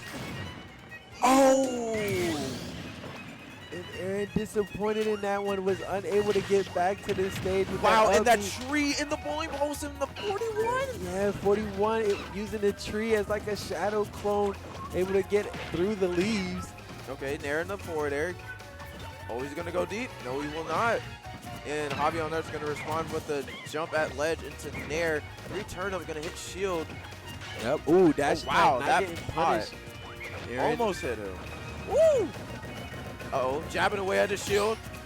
Oh, Nice parry. Aaron with the parry. Okay, forward air off the stage, 83%. Oh, the slingshot's going to respond, so coming back on, and so is that slingshot as well, being the strong hitbox. Yo, This is the air Villager. dodge. Whoa. What? I think he jumped. Yo. I think he jumped. He got hit. The bowling ball was waiting for him, and now the pots are coming out. The Lloyds are coming out. This man is serving him the whole. Oh! Back air will serve, getting the toes to the face, and that will take Javi's first stock finally from at 106. And now Aaron has to play this stock, the last one that he has, with no banana in play. Ooh. If he just waited a little bit more for that, but good extension and combo game coming from Javi on there, sitting Aaron at 85. And now Aaron has a mountain to climb with that last stock. Oh, Yep, and wow. the banana is in the hand of Javi. So Aaron is not going to have too many ways to get in. 51% is the way that Villager. Uh-oh. He's going to hacks at him. No, And he's not. He's going to scratch his face. And remember, he still has banana in hand, and this is the last stop for Aaron if he were to find a way to confirm. But still decided to hold on to it. Don't want to risk the respawn. Just gets the throw the back throw is not going to kill just yet. 131, 136. One hit, two. Back throw. And Whoa! And that is it for Aaron, bro. The pressure, the projectiles, Javi on Earth with the upset here at RGB, taking Aaron out and moving on to losers finals to face off Goblin. Yo, we were just talking about Central Florida always mixing up, especially recently. Coming out of quarantine, there's a lot of different characters, a lot of different players that has been cooking and couldn't wait until the gates were open and we started to open things back up. And right here at an offline, we have upsets being made, and we have a villager in losers finals going against Goblin to see who's going to be sitting and playing against Epic Gabriel in grand finals. What has to be on the mind for Javi right now, breaking into the top 3 in a Central Florida local? What do you think is going into the mind going into the Goblin matchup? I'm pretty sure that I'm not Javi, so I don't know what's going on down there. But down I think there, like in his head, but I think that Javi is just gonna maintain his composure and just keep playing like he usually has to get up to this point, not changing anything. He's not gonna get flustered with Goblin and Epic Gabriel now being in his way. So Javi's just gonna play like he normally has to get this far and see if that will carry him further. Yeah, and right now it looks like he was able to get a little bit of damage off the stage. Very rare for Javi to be getting caught off the stage, but now 50. Oh, and he will respond with that F-smash, dropping the ball on his head. Yeah. With the dash attack as I'm waiting. Ooh, shoveled him. Dig him on down and waiting for him to choose an option to grab his down throw, weapon. sour up air, another sour up air, another grab into. Oh, wait, he still has a jump attack, so he should be. Wow. And Javi had a smash attack waiting for him. You'd love to think if he would have switched up the option, maybe he could have found a better punish or a better way back on. Woo! Woo! Oh, no. He landed on the 5, so he had to go. Yes, sir. He had to go. Goodness, that was his final message, even though he can't speak. But it's waiting for him. He leaned in and actually and the S-smash the other way? Yeah. Oh, shoot. Okay, but able to hit these slingshots, but not that bowling ball. A little bit too late, Goblin. Okay, back throw coming from Javi on Earth, but at center stage, probably not going to do as much. He let the tree grow, but what is Goblin's option? Stay behind him. Back onto the tree, yo. Hey, where did he go? Whoa. Wow. And Goblin using that up B to his immediate advantage and doing it again. Yup. Hey, if it's ain't broke, don't fix it. Like up I B. said, man, the Goblin just uses that for percent or in that get off me option. It's working so well, especially in the Villager matchup, knowing that Villager slingshot and projectile will just, is there a jump? Oh, the bowling ball was waiting for him, but that's okay. He had 40% of extra credit. Maybe that's enough of a lead for him to pressure this, but Javi able to turn it around and get a stock of his own to try to put on the pressure for himself. Yeah, but now he's off stage, but Goblin doesn't really have anything to do off stage. Oh, slingshot fair, reading that get up for that 3 turn up. Yeah. Good RNG intact. Got an umbrella. Ooh, Lloyd and the bowling ball gonna hack on the shield. Now what's the not way gonna back? do as much. Neutral get up onto the platform. Just trying to play it patient, trying to find the right way to approach. Spot dodge both of those jabs. Trade spot dodges for jabs out here. But that falling up air is going to trade for some good amount of percent. Sour. Double-edged dance. Yep, and called him leaning in. Lean with it, rock with it, and now he had him rocking into the blast zone. Again, catching him leaning in. Really good call out. Adding that pressure, pumping the brakes, and having him fly into that you. Roll read. Oh, he still has a jump attack. And he waited for him. This man waited for the bowling ball. Charged that thing all the way up. Knew exactly what he wanted. The tree's not going to touch him. But Villager's going to pound away at Roy with that 13% going on. And the grab going right through the tree. Yep. Uh-oh. Grabbing a book. Oh, one turn up, really unlucky. Another one turn up coming from Hobby. Yep. And falling down with that up air. What's the option now? Back to the center of the stage. Goblin trying to find safety in that platform. He's been doing very... Oh, down smash in the S smash. Looking like the Game & Watch Classic. Uh-oh, but missing that Down throw. throw. Sour up air. Not missing the nair entirely. Letting the tree grow. Bowling. Oh! Tried to use that extension to his advantage. Yeah, but unable to. But he's happy with staying center stage, but puts himself at a disadvantage with that dash attack. Now taking a step back. Side B. Lloyd coming out. Down tilt. What's the option? Getting back on. Jumps up. Gonna have to re-grab. Just kidding. The Lloyd is there to protect me on my way in. Finds his way back to the center of the stage. Uh-oh. It's looking really dangerous for either Goblin or Hobby. Oh, Sour. Hobby wanted to get out of there. Oh, the F-tilt's gonna miss too with that extension coming in hand as well. Ooh. He got the tech read with the down tilt. Not gonna kill. Slingshot. And calls him rolling in. And calls him rolling in. Shielding up the Lloyd, but having something waiting for him on the roll in. Slingshot out. And that's going to be game number 1 going to Hobby over Goblin Villager. Yeah, Baby, man. Villager. You don't see that very often in any tournaments, especially Central. And honestly, I'm just gonna ask this. Right. My Goblin got AirPods in and the HyperX headphones on. How does that work? Well, he has the headphones in for the music, and then he has the headphones on for the noise suppression. He don't want to hear all that. You hear the hooping and hollering. You know what I'm saying? The platypus be getting hype. You know what I'm saying? The boys be getting sets. Instead of slamming their controller, they raise their vocal cords. So, you know what I'm saying? He got the voice, he got the suppression with the ear muffs. And then he got the ear plugs. Hey, man, just go to Summit. We got a whole room for that. You just want to do one-on-one quietly? We got it. That's a whole product in itself. Just a soundproof head, like a soundproof head cover. Oh, like wow. that you could take to any local tournament. You'll never be noticed, and you'll never hear anything. You'll hear the hype once Easy it's dubs. over. You hear the hype once it's over, man.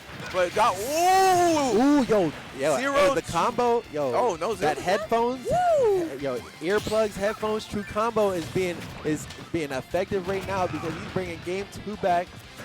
Easy lead for him right now, but just about even percents. Got that stock lead though, and he be walking around so mischievous when he has that lead. The parry on that slingshot and recovering with that up. He's getting hits on it too. And there's gonna connect. The parry on that too. Whoa! Yo, and it just looks like Goblin is on one right now, turning up. Hobby is just not getting the options that he were before. But the spacing is really, really good. Lloyd is coming out. Man, Goblin whipping that grab right there, expecting to be not being afraid to grab him through the Lloyd too, knowing that the start of the grab has some iframe to it, especially when you throw. So good stuff from Goblin, not being afraid to approach when Lloyd is out. Yep. Ooh, it gets back on with the jab. And parry, nice. Oh, nice. Missing that jab. Uh-oh. Whoa. Ooh, it still had a jump. Oh, and Hobby on there still down. Oh! Okay, yes, sir. Yo, Hobby was showing the world how he can tech, but wow, he didn't extend that any further, but he still got 51 off of it. Yo, oh my lord, crazy! Is right that now. it? No way, no 3-stock move. Please. All right, get that forward air. What's the option? Trying to space out right now. One hit. Oh no, he air dodged away. He went for it. One balloon. Ooh. He tagged it. Wait, what did That was Lloyd. I think that was Lloyd. Okay, point blank Lloyd. It was a point blank Lloyd. It was at ledge, exploded on impact. Good stuff coming from Hobby on there. It caught out the roll, but a little early on the smash Goblin's attack. getting a lot of these good reads, but he's just not. He's like flicking the stick when it comes to up smash, not waiting for the option to come out. No, but I know that up smash doesn't really cover the whole platform, but it does cover a good area for on one particular option. So that could mean everything for him. Yep, and 139. A little bit of anything could be a stock taken away from the Villager. Oh, and that parry almost killing from on the platform. And get up attack, he has a punished. fat head. Yep, try to Villager. try to trim his hairline. Your local barber is here. Hello. Oh, Open yes, the door. sir. Yo, got that fiery haircut. Yo, imagine your barber pulls up and he has a sword waiting for you. That's your boy Goblin. Opening up the barbershop here in Central Florida, trying to give the Villager a nice, clean cut out of the tournament. But Villager, he said, bro, my lineup is straight, bro. I'm just trying to scrap.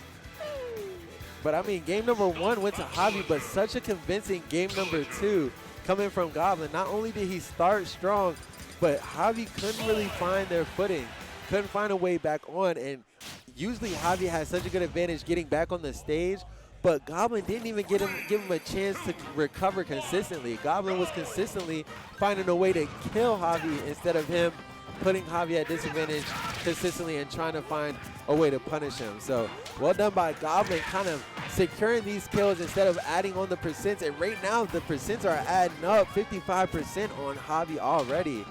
It's only been 20 seconds and Goblin is showing that he's trying to put out that early damage, turnaround grab, give me that tech. Sour spot though, not giving him enough room to breathe. Could have got it hit in, but gets 2 in right there, 110% on the Villagers off the edge. But watch your fingers, the blades are coming down low, but he's trying to find his way back onto the stage down low, gets up with the get up attack. Oh, the neutral B, the first charge of it too. Getting him off stage at 130. What's his option? Rolls in, but no punish. Looks a little slow, but Goblin kind of wasn't expecting for that option to come out right there. Uh-oh. Yep. Oh, no. nah, this is Kalos. Those blasters are way too high up to kill. Yeah, those things are high up in the air. 156 on Villager. What's the way back? Gonna have to re-grab, but gets back the up wall with an jump attack. too. But not going to get anything off of it except one slingshot. But Goblin giving Villager max rage, but can still die to any sweet spot he throws out. But the neutral air not going to be a sweet enough spot. 174. Falling up air is going to be sour. Oh, my. Oh, and an up throw out of every. I completely forgot up throws like Fire Emblems, like bread and butter. Yeah, 80. I mean, 180%. Almost at 200%. Yeah, that man, I mean, living that long, you gotta love it, but wasn't able to get from it. Ooh, and almost dying right there, but able to hold on to it and avoid the bowling ball coming down. Trying to mix up the approach right now. Really good spacing from both of them. Of course, Javi is gonna try to avoid this extra credit, but Goblin's gonna do what he can to get in on that 55%. To try to secure, trying to catch him rolling out, that would have been dead. So good thing Javi rolling in to avoid that double-edged dance. A bowling ball gonna come out? No, it will not, but the net will miss as well, and so will Goblin's grab.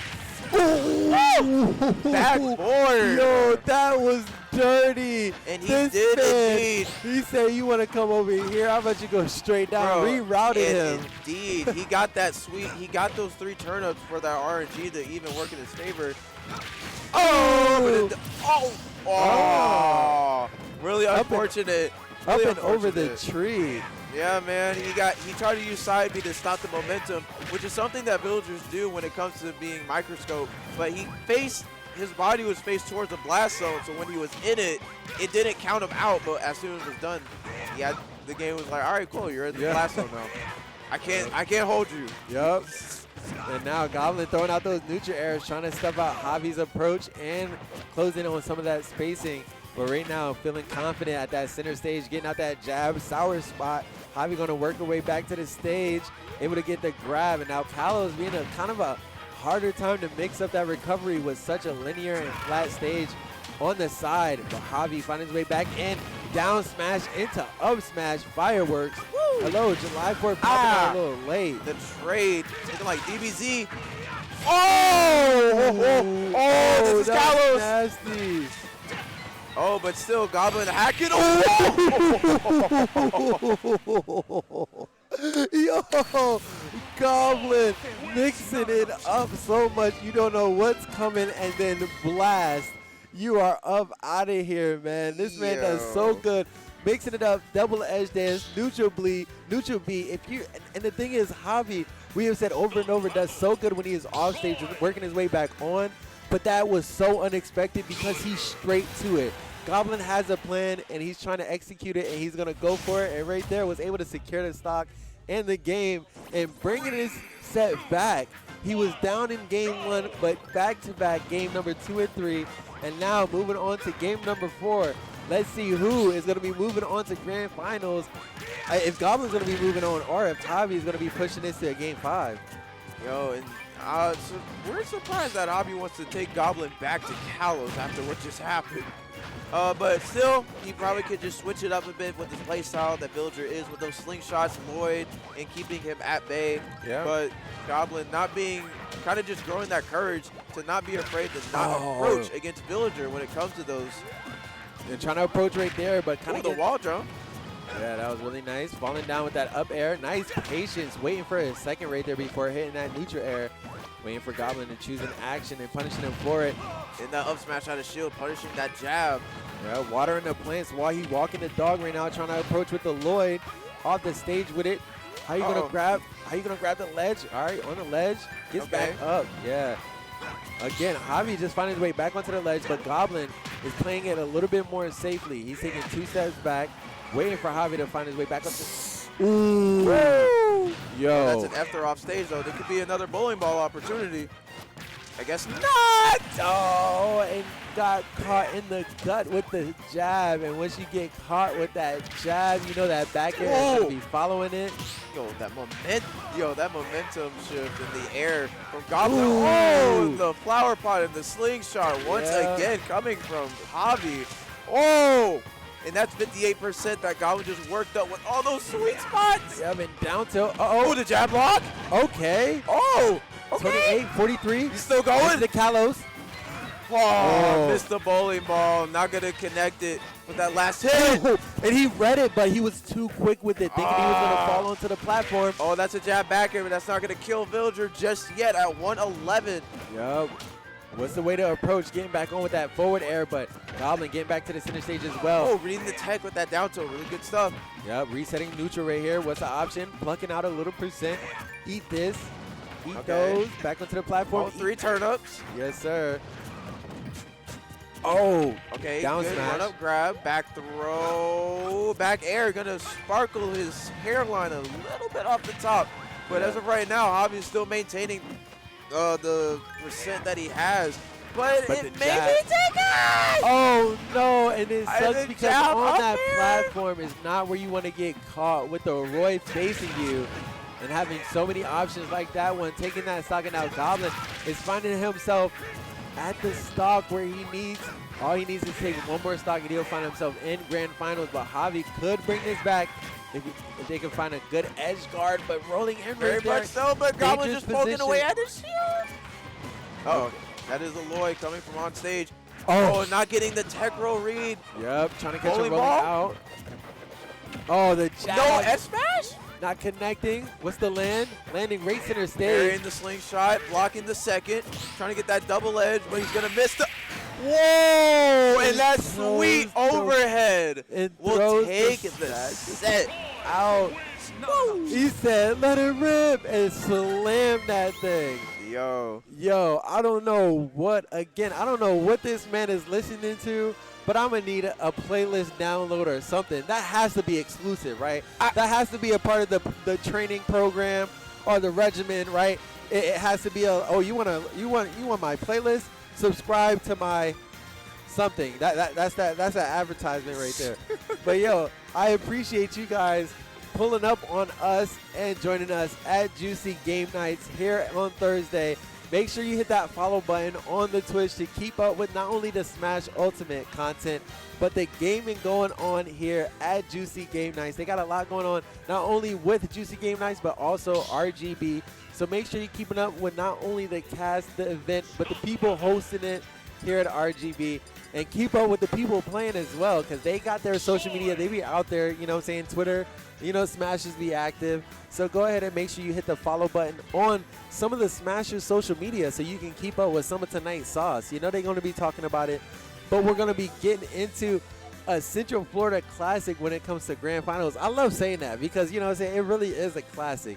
It's something we see often, and instead of it seeming more tedious, and a lot of people like to kind of like discourage the fact that we're seeing the same thing over and over. But I love giving people credit where credit is due, and they fight for these spots every week. They're not just handed, hey, you're number 1, you're number 2, go do what you got to do. They fight for it, and they had close games, especially Goblin had a lot of close games today. But again, it's showing up, showing out, and showing that they deserve to be in grand finals here tonight. And let's see who is hungry for that dub in grand finals here at Juicy Game Night. Right now, we're starting off really strong with going on an even percent right now, going back and forth with these two. But again, Goblin has to win these 6 games in order to bring this grand final back. Yep. And catching them, falling down, falling up air. Back to the center stage. Okay, soured forward air coming from Goblin. Epic Game responds with a falling nair, but Goblin parries, forward air sweeps. Ooh, and almost got him with that neutral B. Yo, his timing and spacing with that neutral B is so nasty. You love to see him go out for it. Oh, he read the roll this time, but he didn't get that down. Impairing every aerial that he throws at him. And another neutral B off stage, not going to hit this time. Oh my lord. 170%.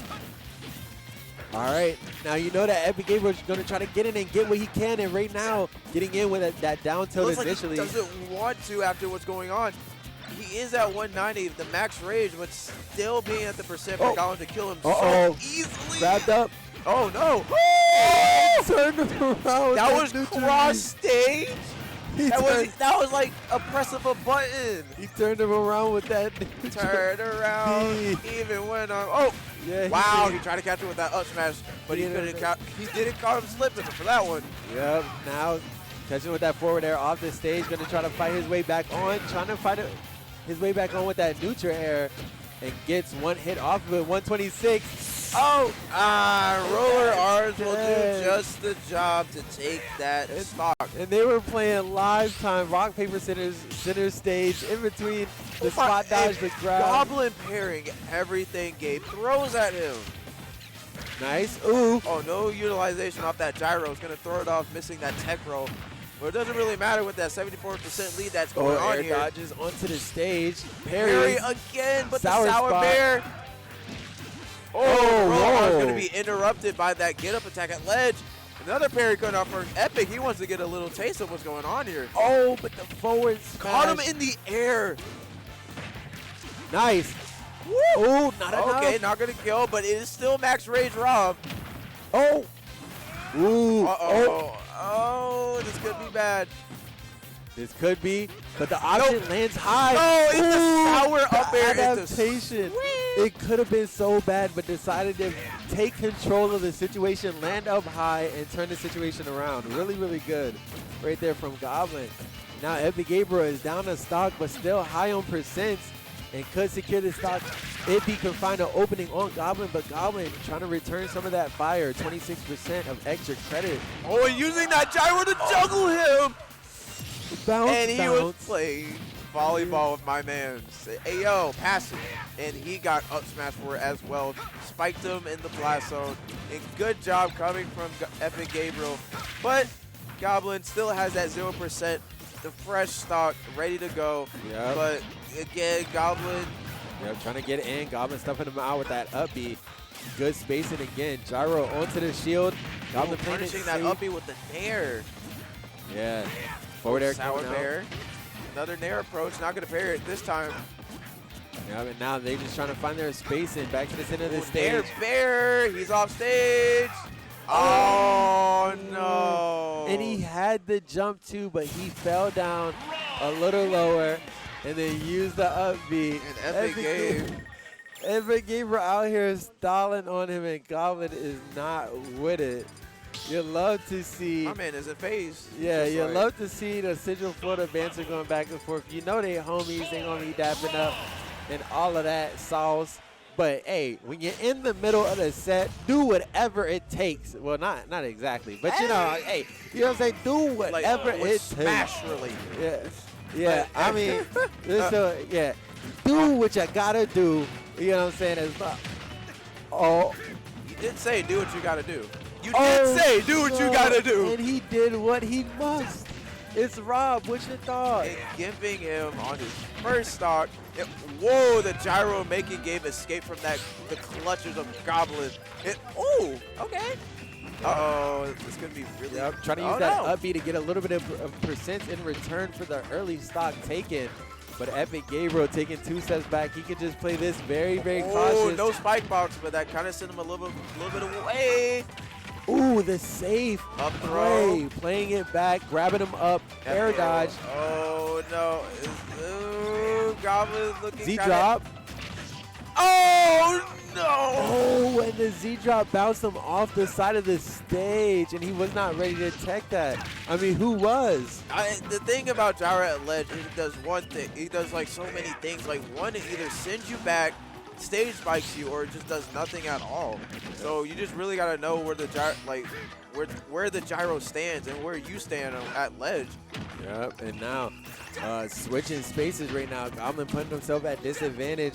And Epic Gabriel sitting on those 3 stocks hella smoothly. Whoa, and getting that read with that directional air dodge, securing it with the neutral B. Yeah. But, oh no! Oh! Not dead. Whoa! Ooh, whoa! At the barely bottom. making it back. Sheesh. And Goblin holding on to it 101%. It's going to be tough for him to hold on, but that armor is definitely going to be helping him get through some of those moves. Yeah, but try not to use it too much in order for it to stale out, and the percent will be low for how much Goblin wants to put in. Uh-oh. Nice. Mixing up, rolling behind him. And Goblin just trying to stay behind Epic Gabriel right now. Nice. They're swinging his sword, hopefully praying to God it will hit. And But it is that 101. Oh, okay. Oh. Hold it. Hold. 108. Oh, missing that back air, trying to get that double edge. Gonna miss all 3 hits. Gonna Yep. cancel the 4th. You know, Epic Gabriel going to be throwing out that down tilt. Such Oh, a good the option gyro, to get in the gyro so quick. messed up his movement. Oh, And that gyro messed it. I think Goblin was trying to go for a run-up grab or something to run up. Yeah. The gyro was so in the way that it just stopped him completely. So Damn. it kind of just put him in that state of the reset. And be Yeah. like, okay, where am I? Because like I wanted to dash, now I'm either walking, blocking, or doing anything. Yeah, and that's But- one thing is whenever you're moving around the stage, you're usually moving around with a plan, especially some of these higher players and Goblin. So you have to think when you're in a situation where you have a plan and it doesn't go the way that you thought because there's something that inconveniences you, like a gyro sitting there and you're bouncing off of it.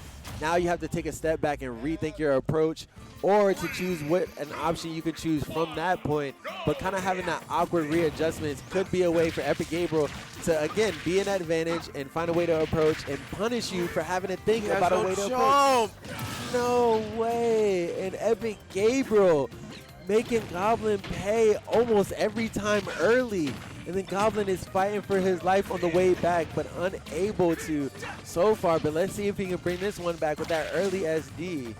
Yeah, dude, but a lot of SDs coming out from Goblin tonight.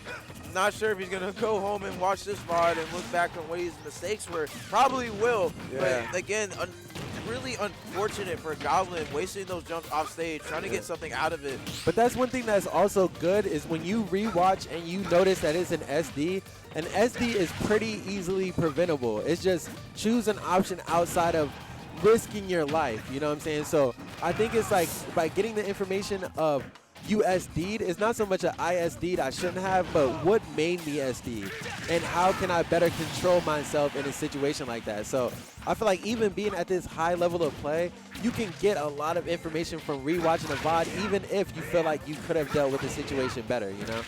Yeah, man. Just like But now it looks like he's dealing with Epic Gabriel, which has a situation nothing of but 2 sweeps games on around here. Oh. The gyro's still out to play though. Gotta watch the get up.